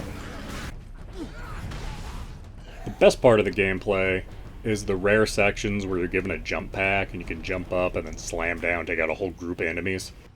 But there's always a story reason why that gets taken away from you. It's like, oh, you can't use a jump pack in here, or oh, well now that that section's over, no matter how much or how little you use the jump pack, it's out of fuel now. So let's just leave it on the side of the road here. Hope it doesn't fall into like 4 cans where they could reverse engineer it or something. Later in the game, it turns out to be chaos, so instead of fighting waves upon waves of orcs, you're fighting waves upon waves of demons. I mean, graphically they're different, gameplay-wise they're about the same.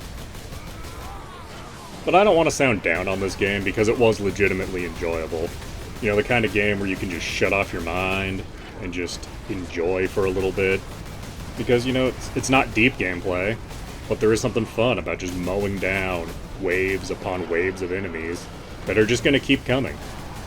And there's some plot twists, there's a duplicitous Inquisitor, and of course the ending is one of the most depressing things ever. But I'm not going to spoil it here. But if it wasn't the most depressing thing ever, this wouldn't be Warhammer.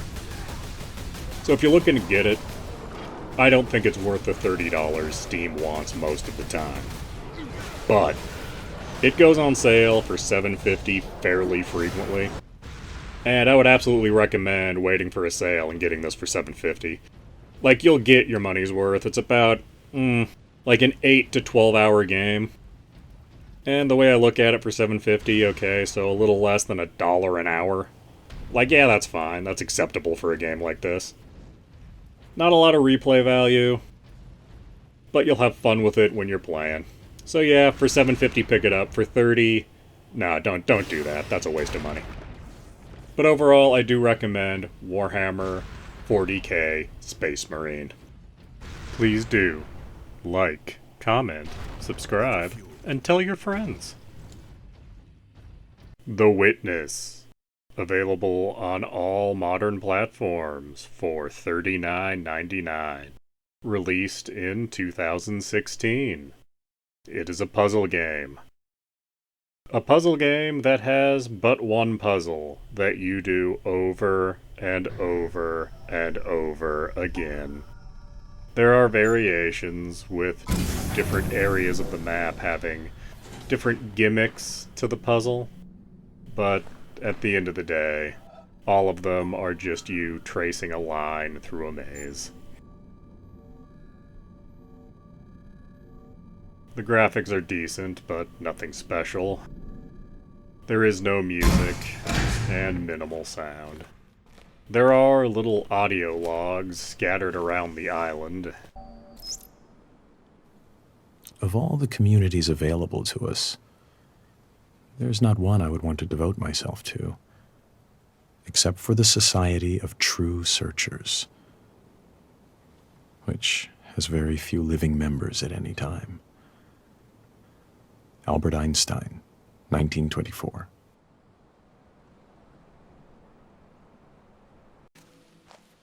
Most of them seem to just be quotes of various celebrities.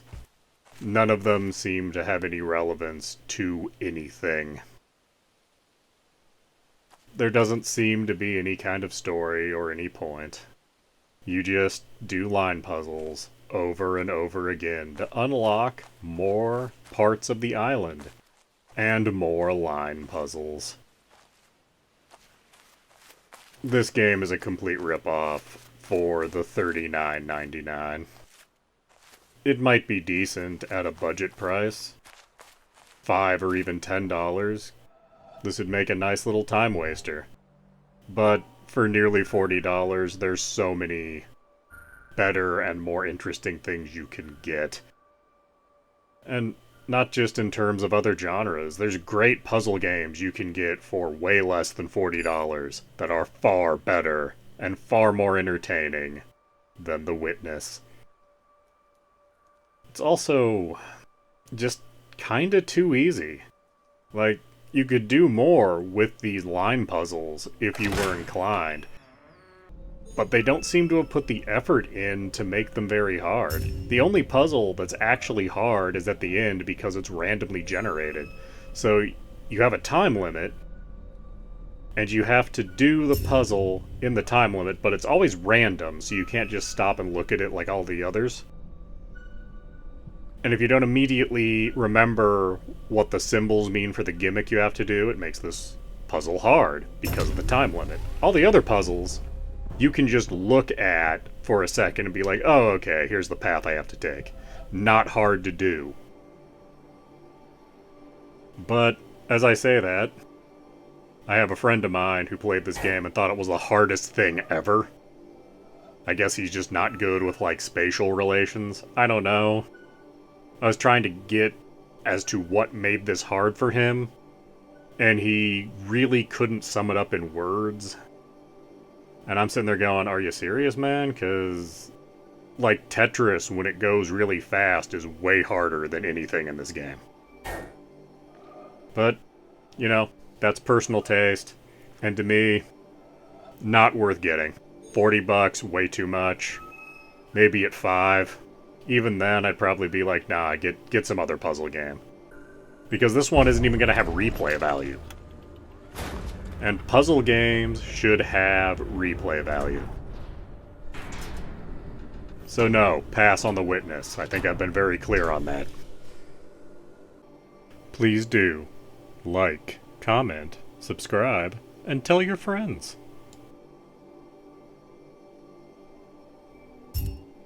Castlevania Circle of the Moon, originally for the Game Boy Advance, and still available on the Wii U eShop for $7.99. When first released, it was a launch title for the Game Boy Advance, and was easily the best reason to own a Game Boy Advance. It follows in the footsteps of Symphony of the Night being a Metroidvania-style game. Its graphics are distinct from any other Castlevania because it is one of the few Castlevanias to not reuse sprites from any other previous Castlevania, instead opting for its own unique art style. This means that while enemies might share the names of older enemies, they might behave and look drastically different. For example, flea men go from being one of the most annoying enemies to ever exist to being a complete joke in this game. There is a huge map in this game, and it is slowly opened up to you as you gather items, almost from the very beginning. Starting with boots that let you run with a double tap, you quickly gain the ability to double jump, tackle stones, wall jump, and eventually push boxes out of the way, and so forth. In addition to all the mobility items, you have your trusty whip to take out enemies, and the standard suite of Castlevania sub-weapons at your disposal. This game has another unique feature in the form of the card system. You have action and attribute cards that are randomly dropped by enemies, which means you probably won't find the whole deck. At least not without the use of a guide, but most of the combinations are highly situational, with the Ice Whip being used to find power-ups across the map, doing Metroid-style freezing and jumping on flying enemies. And once you find one of the combinations that just gives you a flat attack increase, you'll probably just stick with using that and stop caring about filling out the deck.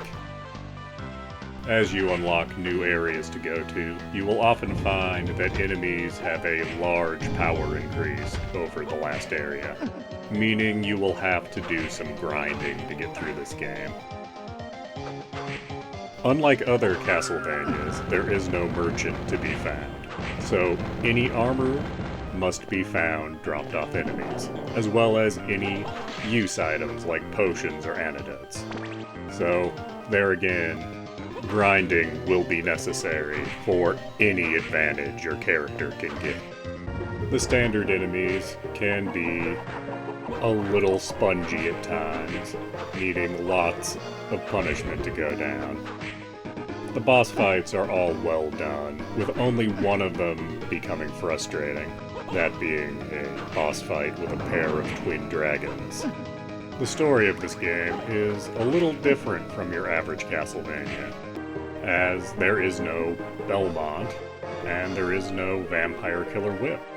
Instead, the whip is called the Hunter Whip, and you play a character named Nathan Graves, who is connected to the Baldwin family, apparently, with the son of the Baldwin family being quite resentful that Nathan received the whip and not him.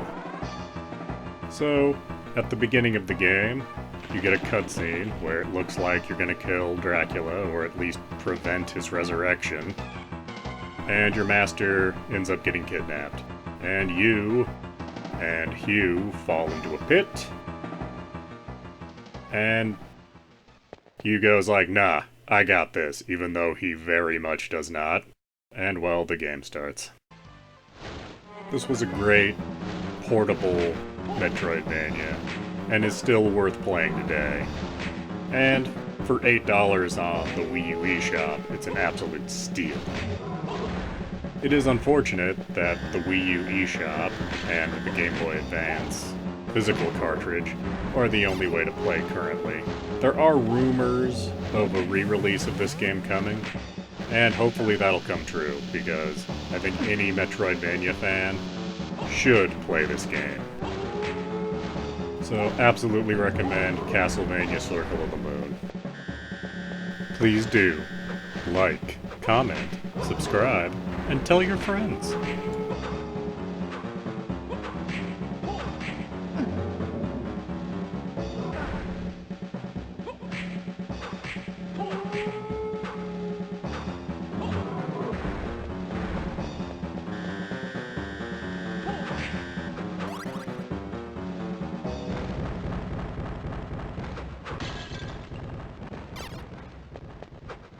Street Fighter 30th Anniversary Collection. Available on all modern platforms for $29.99. Included in this collection are 12 games, and there is absolutely no genre diversity, as they are all fighting games.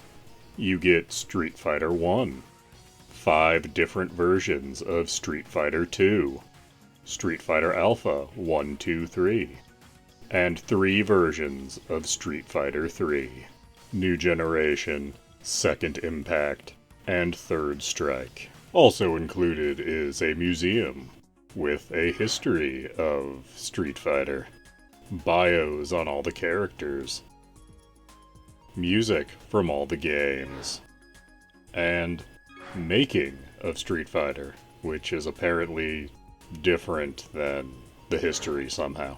This is an interesting collection because it allows you to see the evolution of Street Fighter over time, starting with its very humble beginnings and getting to a place of really amazing quality.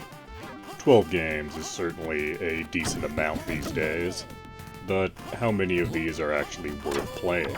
Street Fighter 1 is a curiosity and interesting just to see where the series started, but not a very good game, and there's no way to play it with the original pressure-sensitive pads that the arcade machine has. You have 5 versions of Street Fighter 2 in this, and the early versions of it are painfully slow by today's standards. And really, since you have Super Street Fighter 2 Turbo included, there's really no reason to play any of the other versions of Street Fighter 2 in this collection. Street Fighter Alpha 1, 2, and 3 are all worth playing, and include the greatest character ever, Dan. For that reason, these are the 3 best games in this collection. Street Fighter 3 remains debatably the best Street Fighter, and all 3 versions of it are certainly worth looking at, as there are subtle and none too subtle differences. So of the 12 games included, 7 of them are worth your time. Super Street Fighter 2 Turbo, and everything after that. You also get a training mode for 4 of the games. Interestingly, only the games that still see tournament play. Every game in this collection can be played head-to-head, both locally and online. Overall, this is definitely a collection that is worth your time if you have any interest in fighting games, specifically Street Fighter. And with just a little looking around, it is not hard to find physical copies of this brand new for only $20 as opposed to the $30 that's asked for the digital version on all platforms. Please do like, comment, subscribe, and tell your friends. Quake Remastered, now available on all modern platforms for $9.99. And this is a game you might already have in your library. And I do mean the remaster, because if you owned Quake on Steam, it has been updated to the remastered version, free of charge. In this remaster, you of course get Quake, and its 4 officially released expansions, all made to look as good as they possibly can, in widescreen, and running flawlessly on modern hardware. Quake is an old-fashioned kind of FPS. You shoot things, you find keys to open doors, you move on to the next level. Things don't get very deep, and there is no story whatsoever to speak of. And unlike a lot of other FPSs of the time, a lot of the enemies will actually try to engage you at melee range, rather than shooting you. With some, like these knights here, not actually having a ranged attack. It's actually very hard to know what they were going for in terms of setting. As in the same levels, you'll have guys in what look like body armor firing guns at you, and you'll also have these knights, these big ogre guys, and just sort of bizarre, almost Lovecraftian monsters. At the same time, parts of the levels will appear to be almost futuristic, with automatic doors and weird bits of machinery and screens, while other parts will look like old medieval castles, and there's no real consistency. The only unifying theme I could find is that everything is shades of brown. Apparently, colors just did not belong in Quake. But all of that is fine, because you're not playing Quake for the story or for the consistency. You're playing it so you can blow stuff up in true 3D. And many argue this is the first true 3D FPS. And for that reason alone, this game does deserve to be played. And for $10 on whatever platform you want to play it on, it's definitely worth getting and playing, if only to experience this little piece of video game history. And also, it's the first opportunity we've had to replay this, because unlike Doom, Quake has not been re-released repeatedly over the years. It got released in the 90s, on a couple of consoles at the time, like the N64 and Saturn, and then that's been it. This has been your first time to play it easily on a modern platform. So, $10, easily worth the price. Definitely recommend. Please do like, comment, subscribe, and tell your friends.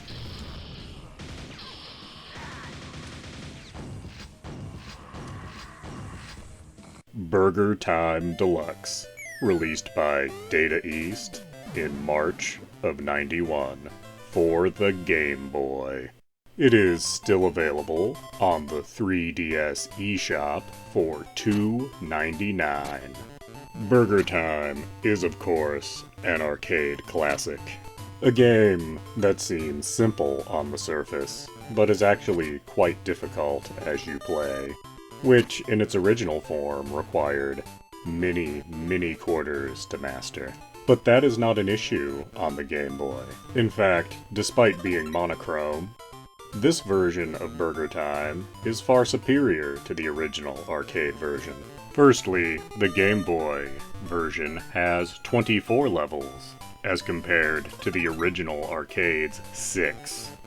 And, instead of having to constantly put quarters in your Game Boy, every 4 levels you get a password, where you can start fresh with a fresh set of lives and a fresh stock of pepper to throw at eggs and hot dogs as you try to trample burgers to send them out to customers. The gameplay is exactly what you would expect from Burger Time. As mentioned, you trample burgers.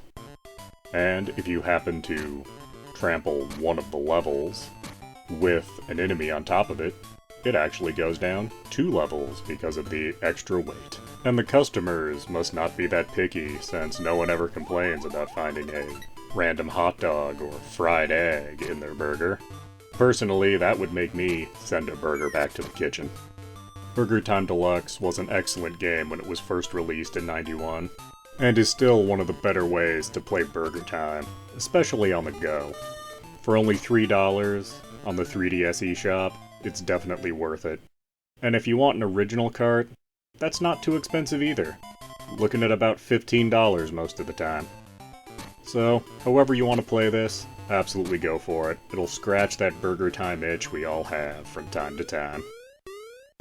Please do like, comment, subscribe, and tell your friends.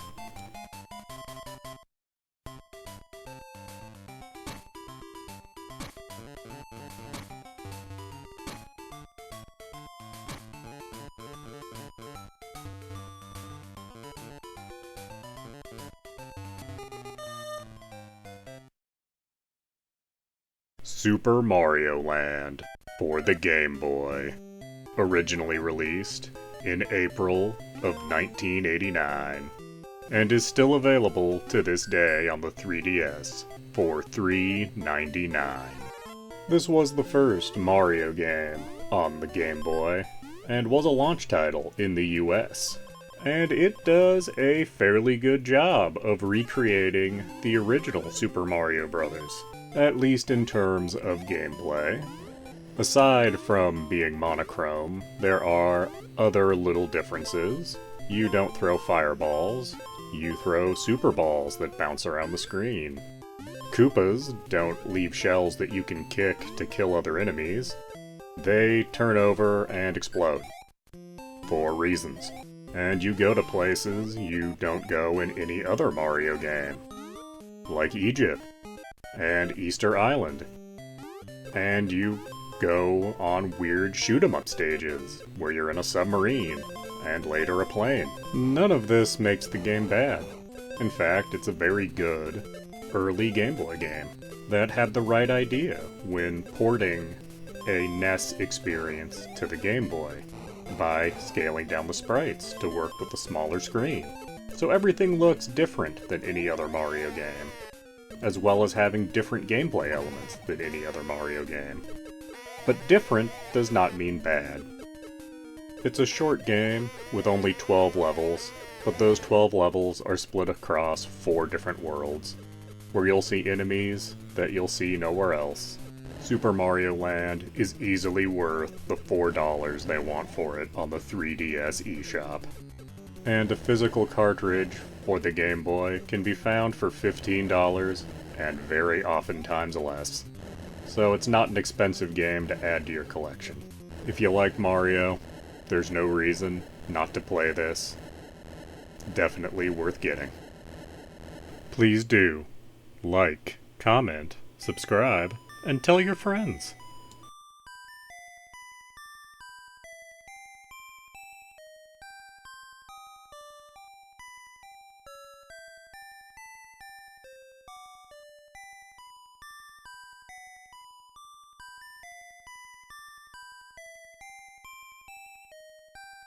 Rogue's Legacy is a rogues-like, available on all modern platforms for $14.99. You play as an endless series of warriors of different classes with different traits, trying repeatedly to conquer the same castle over and over again. Each time you go in the castle, you can unlock new gear, get money, and even unlock new classes, and spells and other things that will be useful for your subsequent attempts at conquering the castle. Each time you start over, you have some of the money you found last time, and you have any stat upgrades you found, and any pieces of gear you've unlocked. Or, if you haven't fully unlocked them, you at least still have the blueprints to make the gear if you have the money. The castle will have a different layout each time you enter it. However, the general parts of the castle are the same, with various areas themed around your standard fantasy fare. And bosses, once defeated, will stay defeated for subsequent runs of the castle, although defeating a boss a first time will unlock bonus challenge versions of that boss to attempt in the future. Each time you start a new run, you are given the choice of 3 descendants to choose from. The descendants will usually have 3 different classes, and a wide variety of different traits, some of which will have profound impacts on gameplay, some of which are just basically there to be a joke. The classes, however, are all distinct, as some emphasize attack, sacrificing defense. Some have very strong defense and limited attack. Some emphasize your magic. Others emphasize your items. So, finding the right class for your playstyle can sometimes be hard to do. And sometimes you might not get a class that lends well to how you play. So you're just going to end up killing off this descendant as quick as you can to immediately start another run. Overall, I'd say this game is definitely worth the $15 it usually goes for. as it will take you a long time to actually get to the end of the game, and you'll find a lot of fun experimenting with the different classes, grinding for upgrades, finding out which items are good, which items are bad, and finding all the little quirks that are in the castle to play with. So yeah, I'd recommend Rogue's Legacy. It's worth your $15. Please do like, comment, subscribe, and tell your friends. Disney Classic Games, Aladdin and the Lion King. Retailing for $19.99 on all modern platforms. You get multiple versions of both Aladdin for Sega Genesis and the Sega Genesis and Super Nintendo versions of The Lion King, along with the Game Boy versions of both games. Also, a bunch of artwork and other bonus materials that, honestly, no one's ever going to look at. While it seems like you're getting a lot with the various versions of the games, by and large, there's not a huge amount of difference between the versions, to the point that I personally couldn't tell what the difference was supposed to be, in most cases. The 16-bit games are impressive for 16-bit games, and certainly still look very beautiful. The gameplay is, for the most part, frustrating, with these games being very hard. And yes, there is a rewind option that offsets that. It doesn't make it fun. Unless you are an absolute Disney fanatic, I don't see any reason to spend $20 for this little collection here. There are much better retro collections you can get with more and better games for the same money. So spend your $20 elsewhere and pass on Disney's offering. Please do like, comment, subscribe, and tell your friends.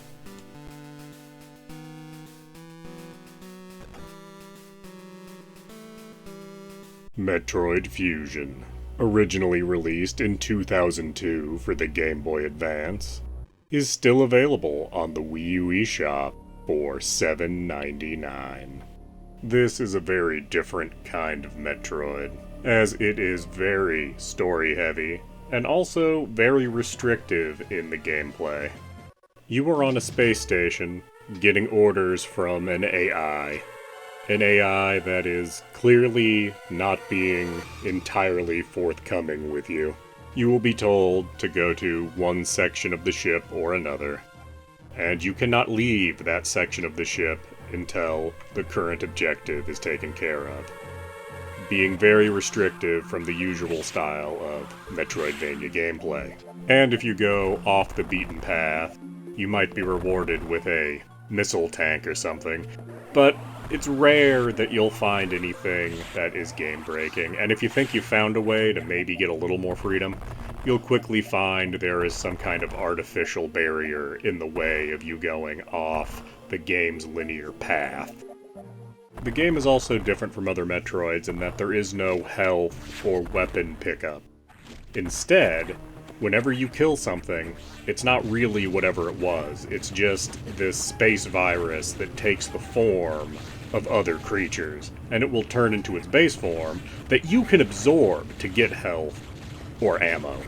But if you don't get it quick enough, it'll turn back into whatever creature it was beforehand. And this shape-shifting virus is a theme throughout, because every boss you fight, after you're done fighting the boss proper, then turns into these weird, like, orbs of virus, so you have to have kind of a second little boss fight after the main boss fight is over. And the first couple times, it's like, oh, okay, this is interesting, but it wears on you quickly, because this orb of virus you have to fight is not hard. You're not gonna lose to it. So it's just adding something that has no value. It should just turn into a thing you can absorb to get the power-up du jour. The graphics and sound are both excellent, and the graphics are bright enough that if you were playing on an original GBA, it would still be pretty playable. This is one of the weaker Metroids. The story involving the people lying to Samus doesn't really add much, and the restrictions on gameplay really weaken the overall experience. And it's odd, because I remember enjoying this game a lot. When I went to play this to make this review, I was like, alright, well here'll be a real positive review I can make. But then as I'm playing it, I'm finding all these things about it I really don't like. I think I have been blinded by nostalgia on this game, where I've recommended it to people in the past, because at this point I would not recommend this to someone, unless they are a Metroid completionist, because literally any of the other Metroids that are readily available are better, with the possible exception of the original 8-bit Metroid. So I would say pass on Metroid Fusion, even at the cheap $8 they want for it on the Wii U. If you want a GBA Metroidvania to play, all 3 Castlevanias are great, or Metroid Zero Mission, also a much better option. But we will talk about all 4 of those games more at some point. Please do like, comment, subscribe, and tell your friends. 7, 6, 5, 4, 3, 2, 1,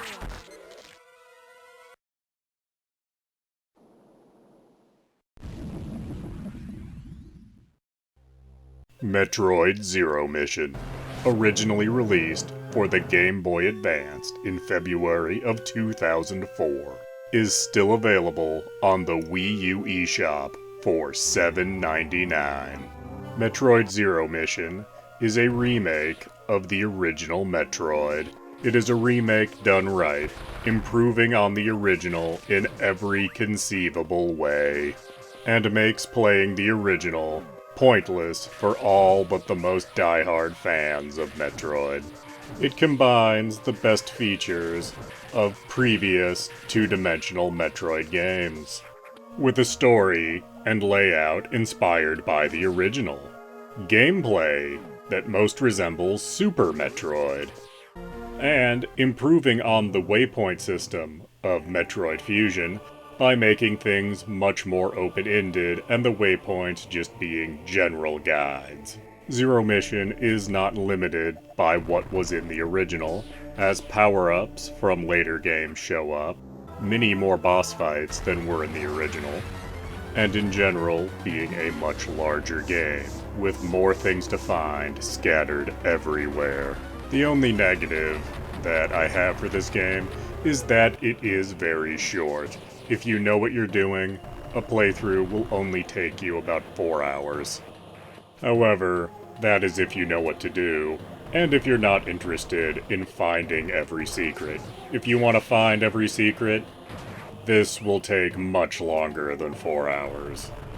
The waypoint system, borrowed from Metroid Fusion, can be misleading at times, as all it gives you is a dot on your map.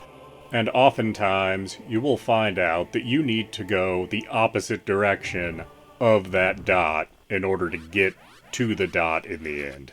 But if you're inclined to explore on your own to any degree, that won't be a problem.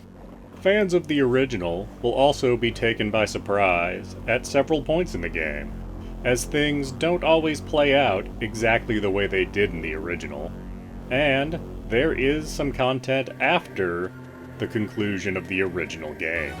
Overall, this is the better of the 2 GBA Metroids, and a must-have for any Metroidvania fan. $8 on the Wii U is an absolute steal, but be aware if you're looking for a physical cart, prices for this range from very cheap to insanely expensive, so the Wii U might be a better way to go for the frugal among us. Please do like, comment, subscribe, and tell your friends.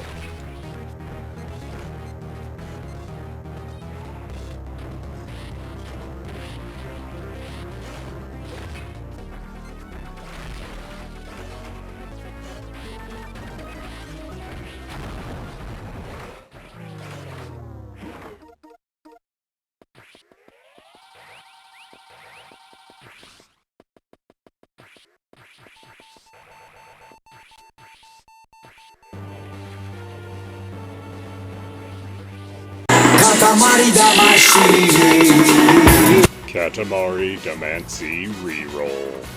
Available on all modern platforms for $29.99.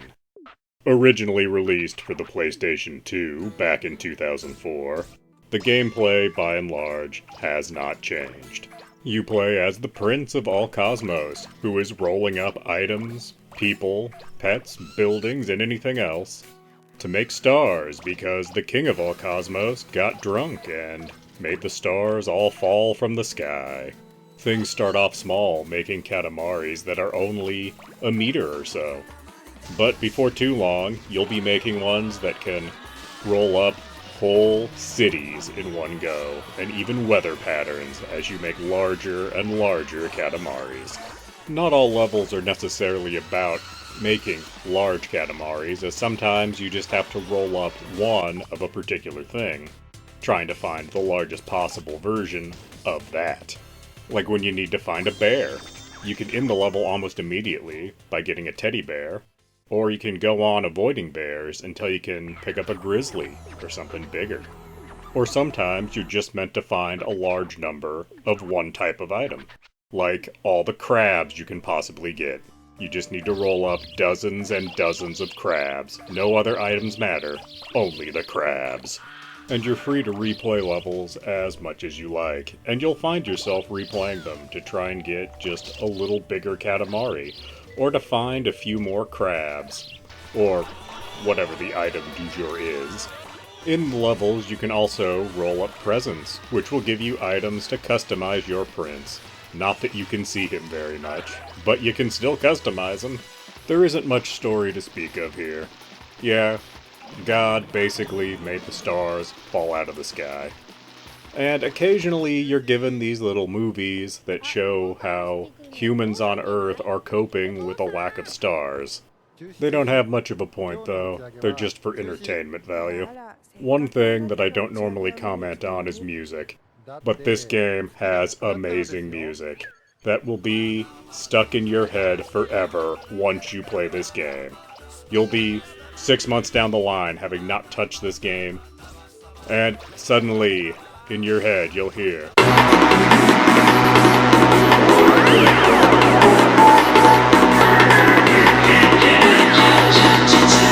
Katamari Damacy.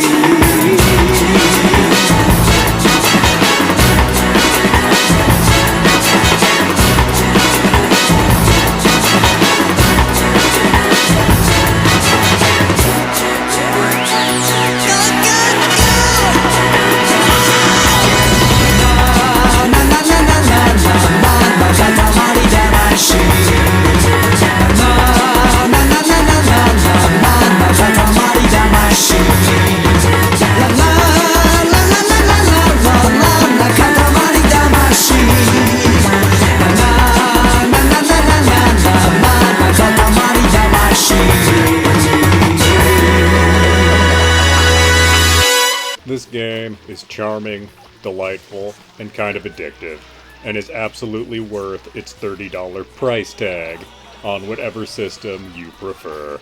And it frequently goes on sale for $20 or even $15, making it even more attractive. My only complaint is that it doesn't include any of the content from the sequel, We Heart Katamari. But maybe that'll get its own re-release later on down the line, and will be worth it if it's the same price. So, absolutely recommend Katamari Damacy Reroll. Please do like, comment, subscribe, and tell your friends. Ogre Battle March of the Black Queen, originally released in 1993 for the Super Nintendo, and again in 1996 for the PlayStation and Sega Saturns. The footage used is from the PlayStation 1 version, originally developed by Quest and published by Enix.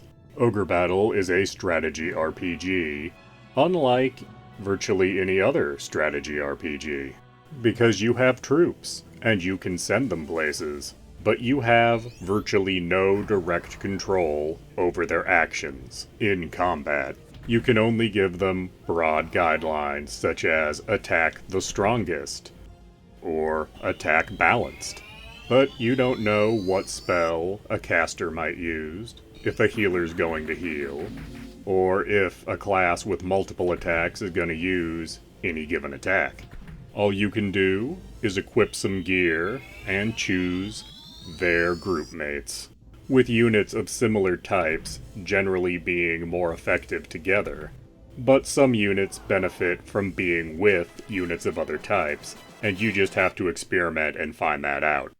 You do have one direct option in combat, and that's the use of tarot cards. They can have many different effects, but if you use one, the unit doesn't get experience. Instead, your personal unit will get the experience, and that can cause its own problems. This is a game that is all about branching paths. Every action you take will lock away some options, while opening up others. This goes for the story, for your troops' classes, even for what missions you might be able to do later. And of course, this affects your army's alignment. Even how long you take on a mission can affect your alignment, as you collect taxes over time from the various towns on the map. So if you spend an extra long amount of time on a given map just to milk the taxes, well, that lowers your alignment.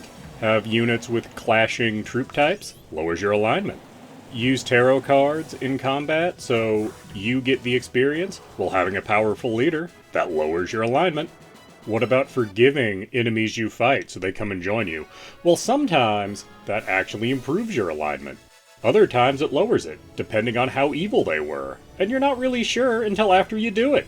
And you might think, okay, I'll rush through every mission and never use a tarot card. But not using tarot cards ever will lead to a lot of dead units, and that's not good. And if you rush on every map, well, you're denying yourself several opportunities.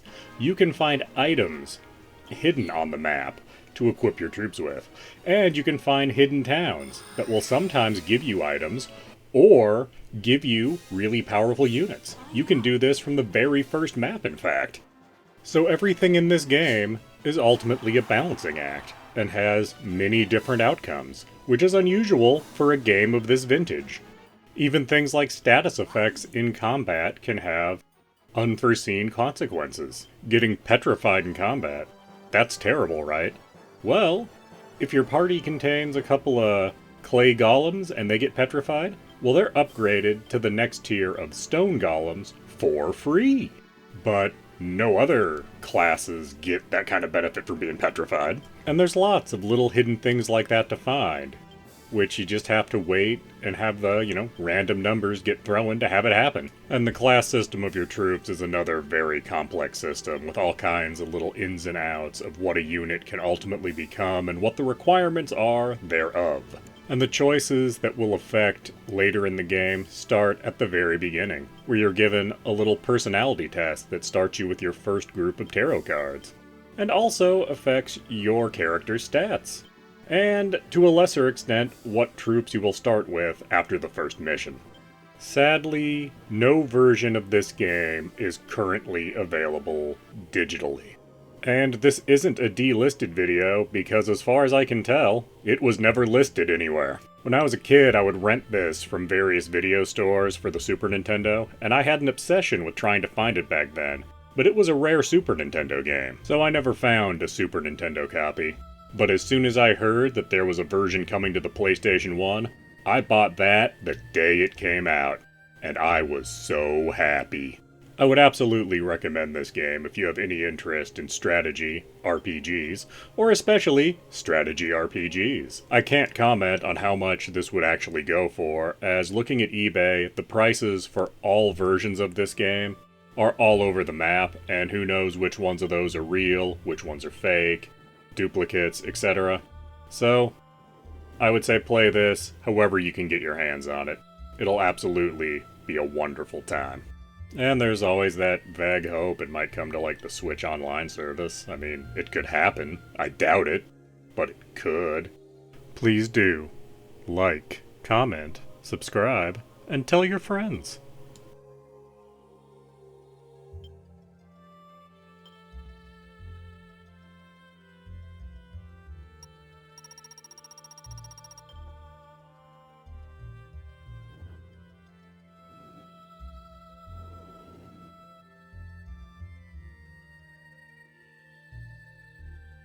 Castlevania Advance Collection. Available on all modern platforms for $19.99. There are 4 games in this collection. Castlevania Circle of the Moon, Castlevania Harmony of Dissonance, Castlevania Aria of Sorrows, all 3 of which were for the Game Boy Advance. And along with them is Dracula X, the second Castlevania released for the Super Nintendo. Each game has save states, a bunch of different filters, and an encyclopedia filled with all the information you could possibly want. Also, there is a gallery with all the concept art you could ever possibly want to look at, and you'll look at it once and then never again. Same goes for the soundtrack. Now, having only 4 games means this is very light as a collection goes. And 3 of those games are Metroidvanias, and 1 is a action platformer. So while there is not a great deal of genre diversity here, the 3 Metroidvanias will take you a good amount of time to play through. And all 3 Metroidvanias have reasons to be replayed in the forms of alternate modes and alternate characters. So, from a standpoint of a Metroidvania fan, this is a great collection to have because you get 3 fantastic ones all together for only $20, which any one of these would be worth $20 all on their own. Dracula X, on the other hand, is the odd man out. It was an attempt to remake Rondo of Blood for the Super Nintendo, and it failed completely. Its inclusion in this collection makes very little sense, as Symphony of the Night would have been a better inclusion, or possibly Dawn of Sorrows to go along with Aria of Sorrows. But instead, we get Dracula X, a game that's not worth playing through the first time, let alone being replayed repeatedly. But in my opinion, it's fine to just ignore Dracula X and concentrate on all the good that's available in this collection. Circle of the Moon with its cards, unique graphics, and many modes of play. Harmony of Dissonance with its light and dark world mechanic, and unique sub-weapon system. Aria of Sorrows and its many souls to collect, and dozens of different weapons. I would talk about these games more here, but I've already done a review of Circle of the Moon, and I'm intending to do reviews for both Harmony and Aria. But this collection is one of the better values I've found in game collections as of late, as 3 of the games here are simply amazing. And the one that isn't is at least a rare game to find for the Super Nintendo, and a physical card of Dracula X will run you a pretty penny. So, as I stated earlier, $20 would be a fair price for any one of the games in this collection. And to get all 3 GBA Castlevanias for $20, that's a steal and a half. I absolutely recommend this. Don't wait for a sale. Pay the $20 and experience the greatness of the Game Boy Advance Castlevanias. And I guess since this collection came out, every Castlevania fan can now speculate on when the Castlevania DS collection is coming out. Soon, I hope. Please do like, comment, subscribe, and tell your friends.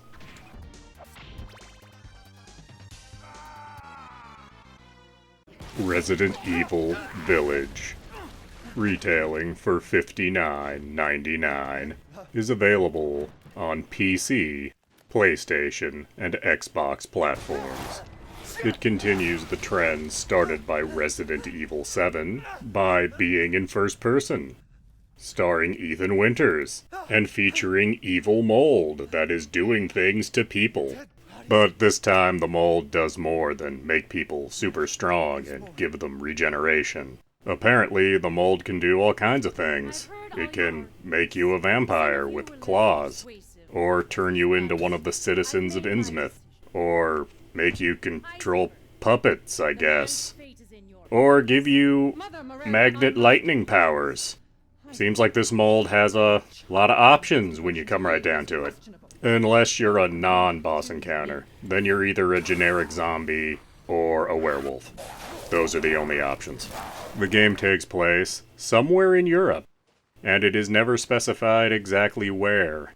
Apparently, they have a vague accent and speak English. It seems mountainous, and there is snow. Vagaries of location aside, this game looks really nice, and could almost be mistaken for some kind of real location. The gameplay is solid, but also varied, with it being split into broadly 4 parts.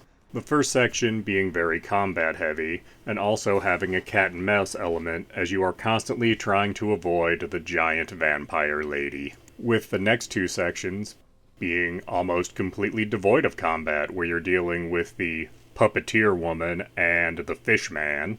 And while the lack of combat and more emphasis on puzzles in these sections make them interesting the first time through, these sections will really bog down subsequent playthroughs. Then the final chapter versus Electric Man, well, they're back to combat, only now the generic zombie-looking enemies now have cyborg parts on them, so they look like low-quality Borg cosplayers. This game does have an economy to it, with enemies dropping crystal body parts that you sell to the very heavy-set merchant. He has supplies and ammo and guns, and can upgrade those guns. And if you kill animals throughout the game, he can cook the animal meat and get you upgrades for your character, like health and damage resistance. The guns in this game are somewhat of a disappointment because A, there is not very many of them, and B, new guns are always a straight upgrade for you. So once you find a new handgun or a new shotgun, there is no reason to keep and continue upgrading the old gun. Which is disappointing because in older Resident Evil games like 4 and 5, there were arguments to be made for every single gun in the game, depending on your playstyle and what you were trying to do. And it is a shame to see that kind of nuance die. The game is relatively short, only clocking in at about 10 hours. It does, however, offer New Game Plus and ways to unlock infinite versions of all the weapons, as well as a Mercenaries mode. The gameplay that is on offer is all very good and very polished. The problem is, 10 hours for the main story is just a little too short for me to justify a $60 price tag. So while I will recommend this game, I will recommend that you wait till you find a deal of some kind, either a buy 2 get 1 free on games, or maybe just till you see this for $40 or less, because $60 is too much for what's on offer. It should be noted that all platforms do have a bundle available with this game and Resident Evil 7, complete for $80. And that makes it $40 a game for each of these games, and that's absolutely worth it, so I'd recommend doing that if you must have this game right now, and you don't already own 7. If you already own 7, then just wait a while. Please do like, comment, subscribe, and tell your friends.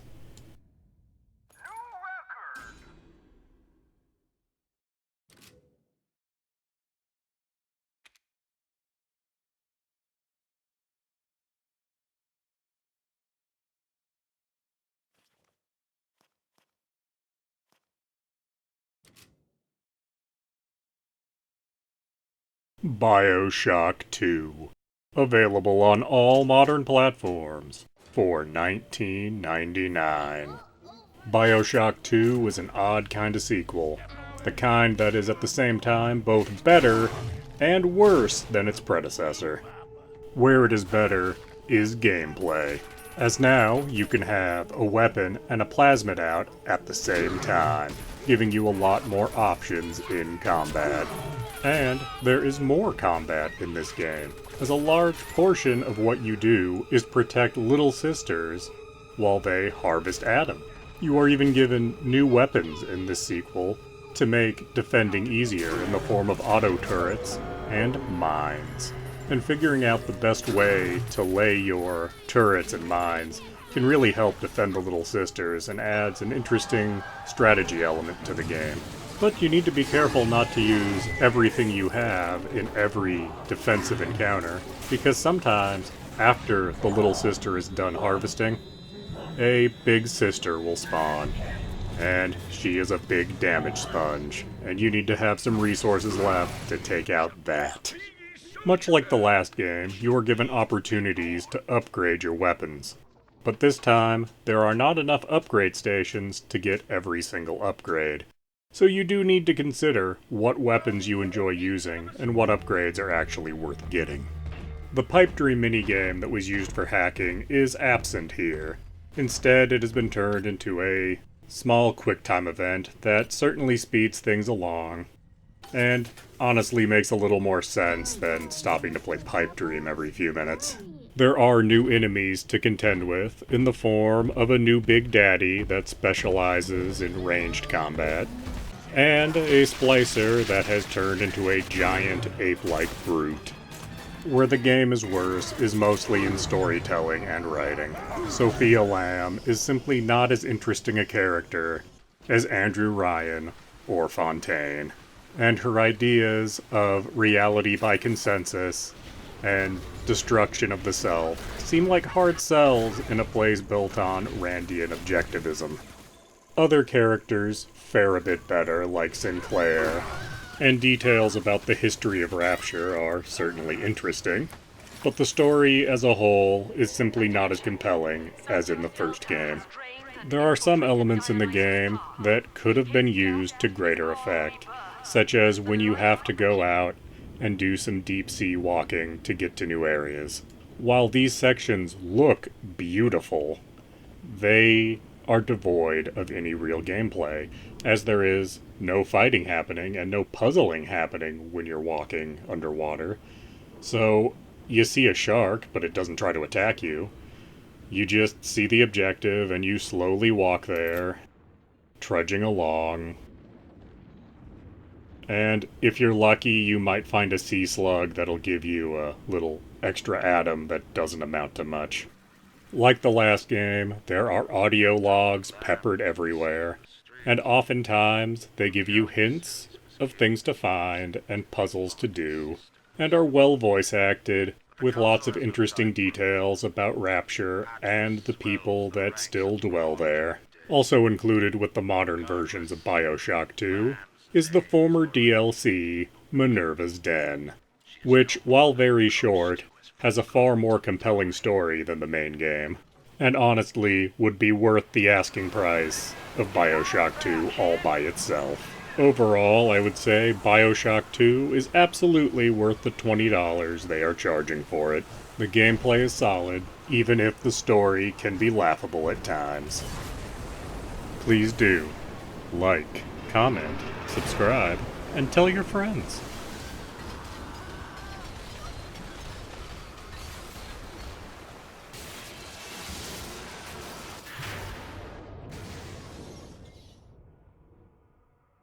Borderlands Game of the Year Edition Enhanced, retailing for $29.99, is available on all modern platforms, and can also be found in a $60 bundle with Borderlands 2 and Borderlands the Pre-Sequel.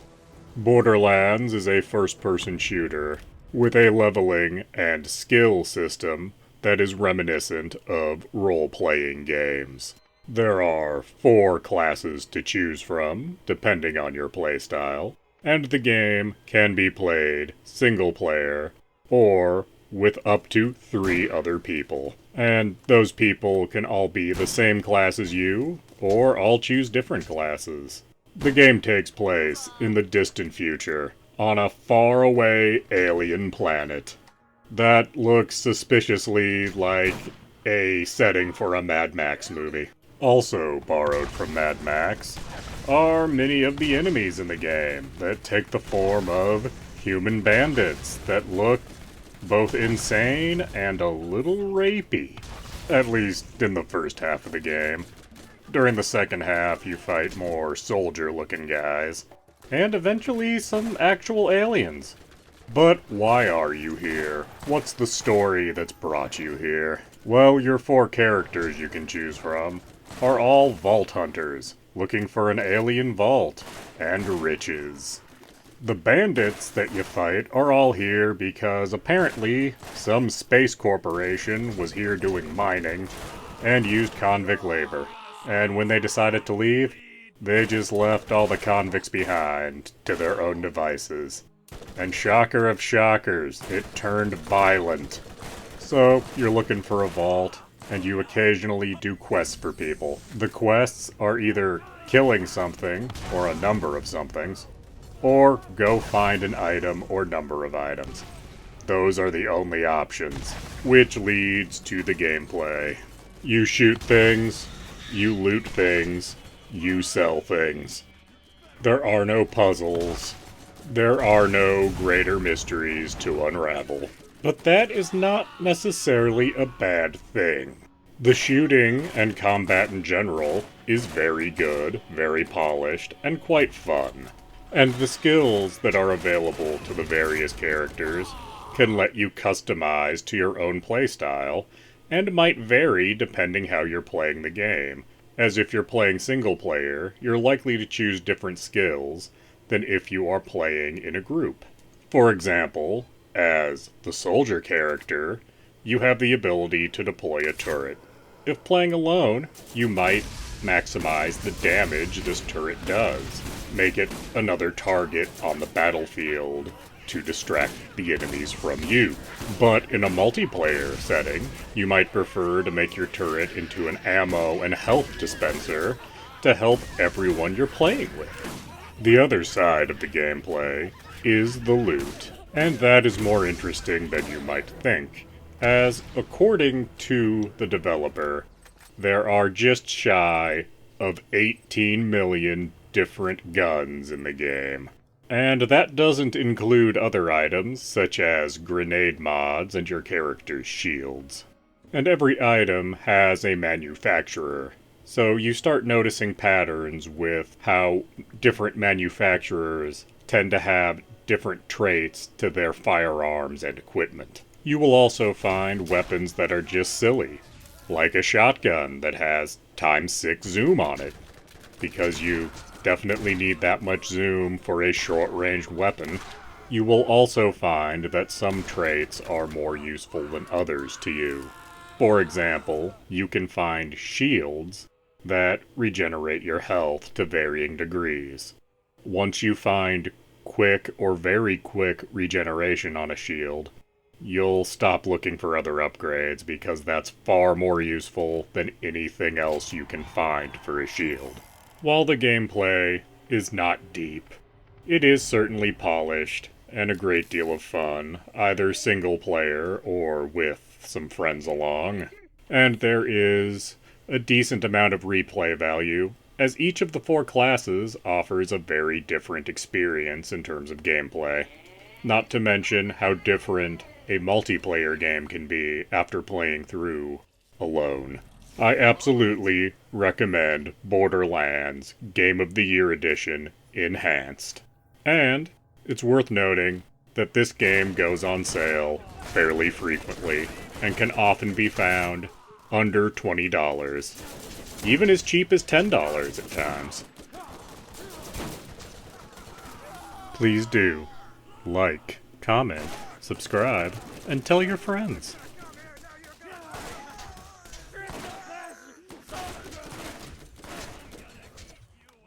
Castlevania Harmony of Dissonance, originally released in 2002, is available on all modern platforms in the form of the Castlevania Advanced Collection, retailing for $19.99.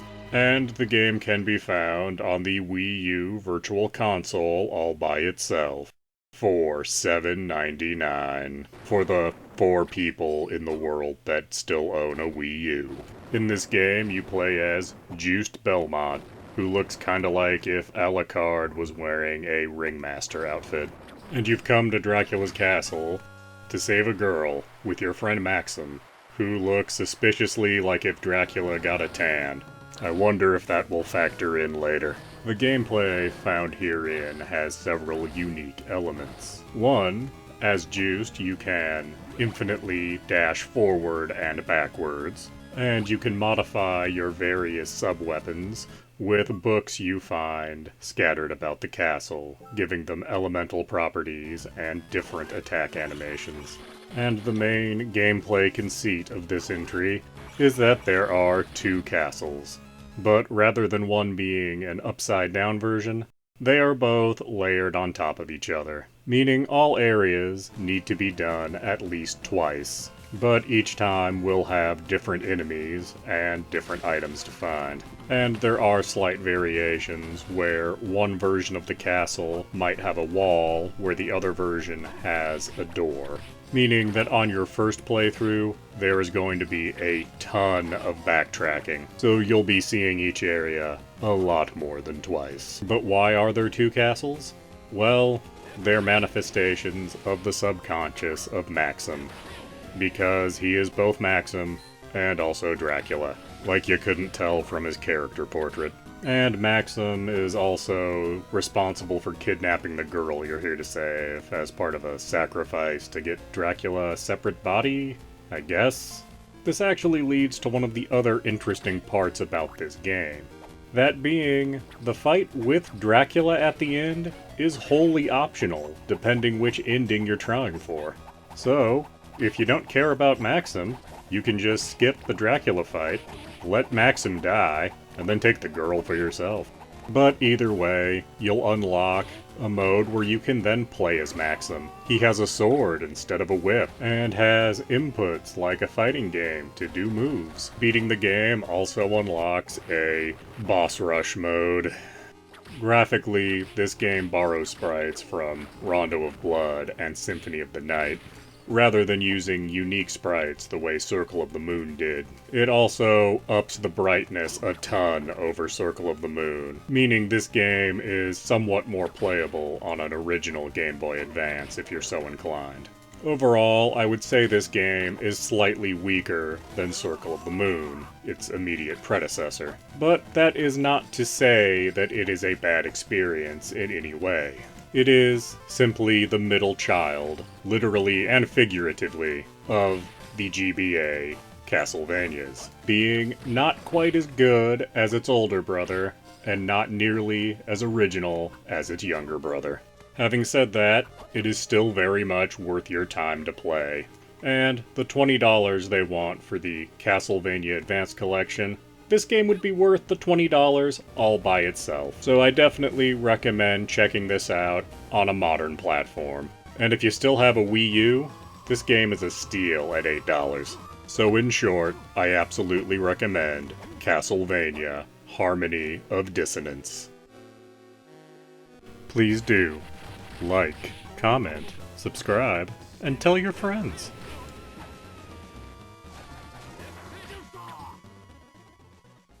Twisted Metal for the PlayStation 1.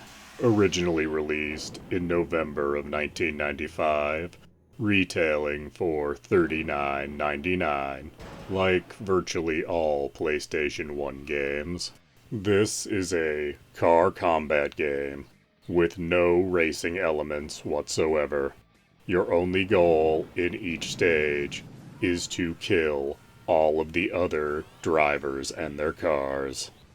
You can do that with the machine guns that are mounted on every car, and of course by ramming them.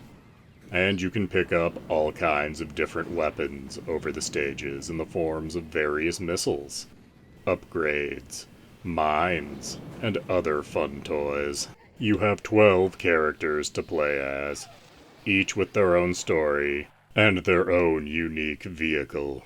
All of them are here because the man who runs the Twisted Metal contest will grant the wish of whoever wins.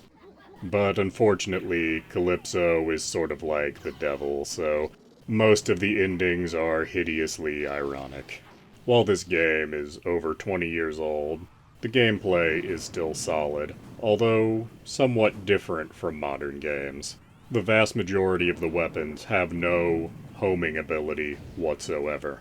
And the few that do have some homing ability are not that good at doing it. Meaning you will need to really line up your shots well and time your firing very well in order to hit anything, let alone damage anything enough to kill it. A good way to get around that is to first ram an opponent and then unload all the weapons you got into them. It's also a little counterintuitive, but it's actually harder to play as the faster vehicles in the game, as moving faster makes lining up shots a lot harder. And being a faster vehicle also inevitably means having less armor and health. Graphically, this game looks a little rough by today's standards. That comes from it being a very early PlayStation 1 title, which is a little unfortunate, because as someone who saw this in 1995 when it first came out, this was an impressive game at the time. Most stores used this game as the playable demo, as it could be played two-player, and looked very impressive at the time, being something like the combat mode of Mario Kart, but with 3D graphics, and actual explosive weapons and guns instead of turtle shells. And I can remember standing in line to get a turn, not just when the game was brand new, but well into '96. But putting all of my personal nostalgia aside, is this game worth playing today? Absolutely. It's still a lot of fun, and has a great deal of replay value. You have 6 levels to go through with 12 different characters, and that is quite a bit of replay value in my opinion, as each character does play distinctly, and it's fun to see which characters get horrible ironic punishment versus which characters actually get off scot-free. Unfortunately, this game is not currently available digitally. However, it was a very popular game back in the day, so used copies are fairly easy to find, and usually don't break $20. And it's pretty easy to find a PlayStation 3 to put the PlayStation 1 disc into to play legitimately. And failing that, there's always that other option. You know which one I mean. So absolutely, give Twisted Metal PlayStation 1 a try. Please do. Like, comment, subscribe, and tell your friends.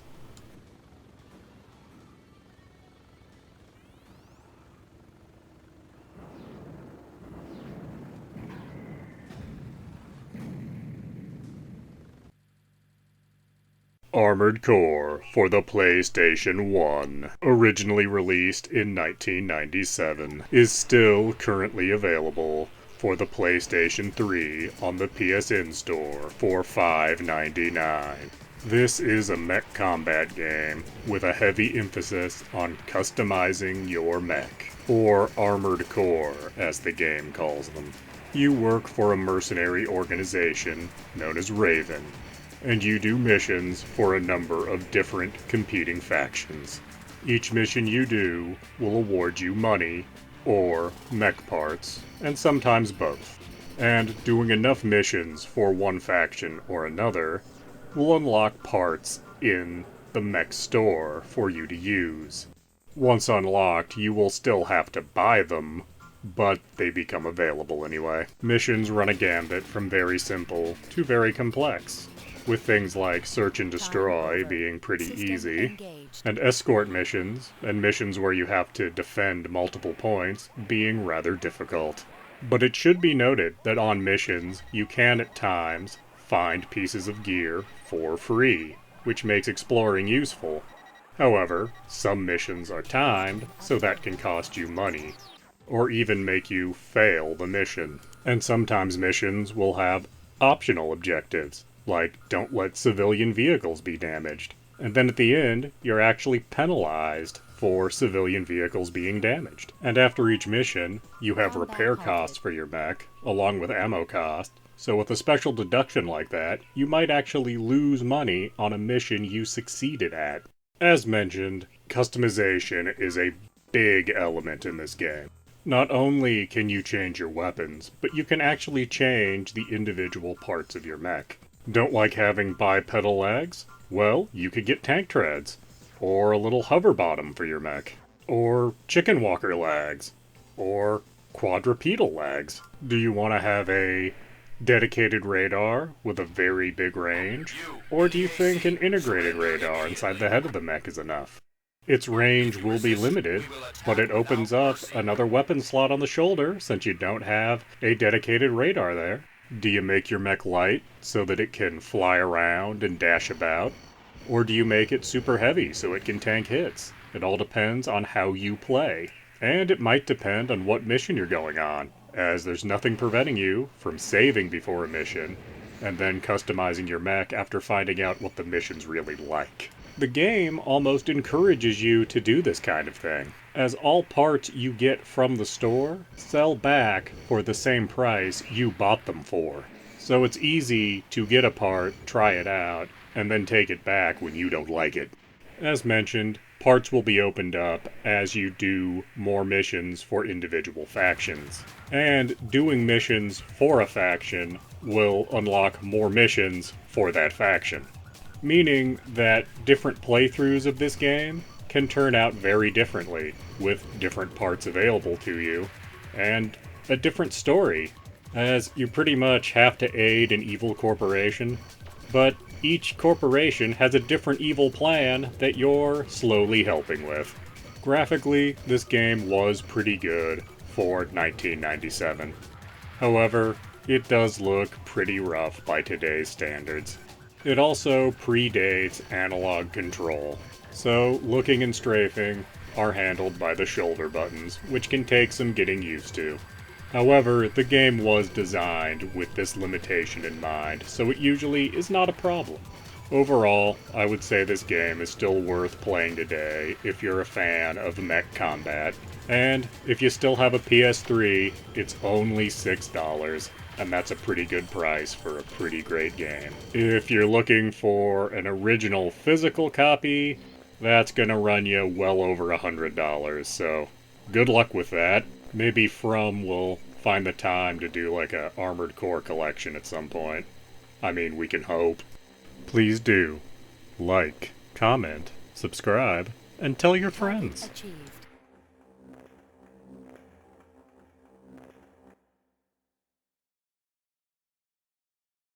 Sekiro: Shadows Die Twice, officially retailing for $49.99, is often found much cheaper than that. Sekiro is an action-oriented RPG by From Software, but it is not a Souls-like game. This is purely a single-player experience. There is very little character customization, with your secondary weapon being your only real point of customization. You do not have stats to grind, or weapons to choose from. There is only one weapon for you to use, and you will use it from the very beginning to the last fight. You can get various skills to use with your one sword, but very few of them will make a difference in a hard situation. Your only real option in this game is to get good. In a true Souls game, you always have 3 options of what to do to proceed. You can grind the lesser enemies over and over again to increase your stats to near invincible levels. You can just keep doing the boss till you get lucky. Sometimes it happens. Lastly, you can get good. Like in the Art of War, know yourself and know your enemy, and have no fear of battle. Sekiro only gives you that last option. You can't grind, and luck has absolutely nothing to do with any fight here. All you can do is learn their moveset, learn your moveset, and make it so your moves outdo their moves.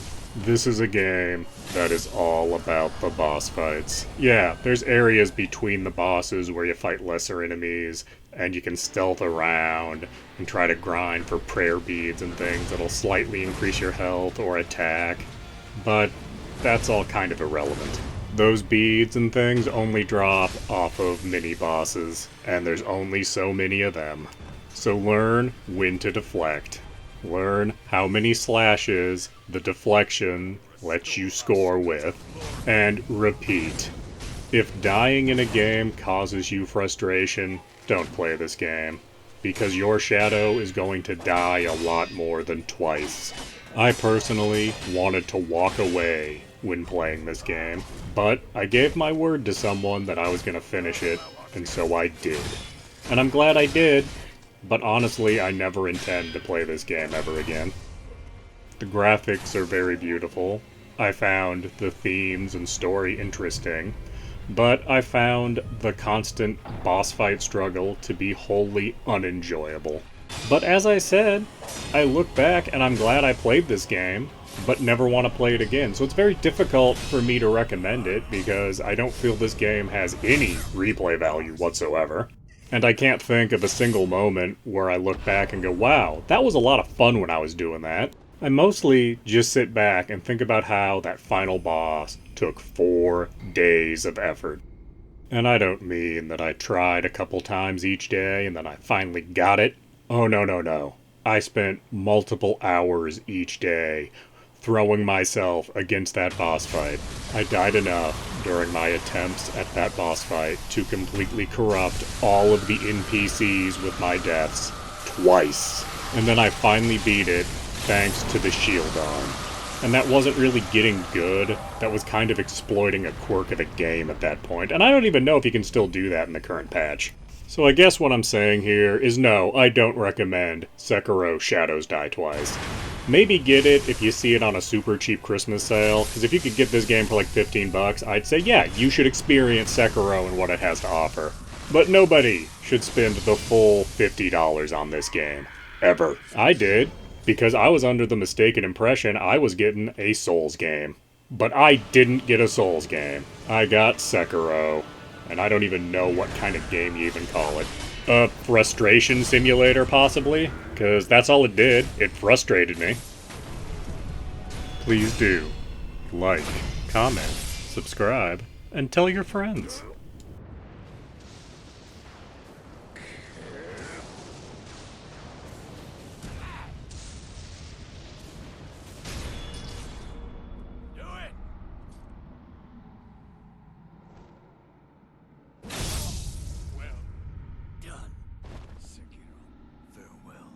The Surge, originally released in 2017, is available for PlayStation, Xbox, and PC for $14.99.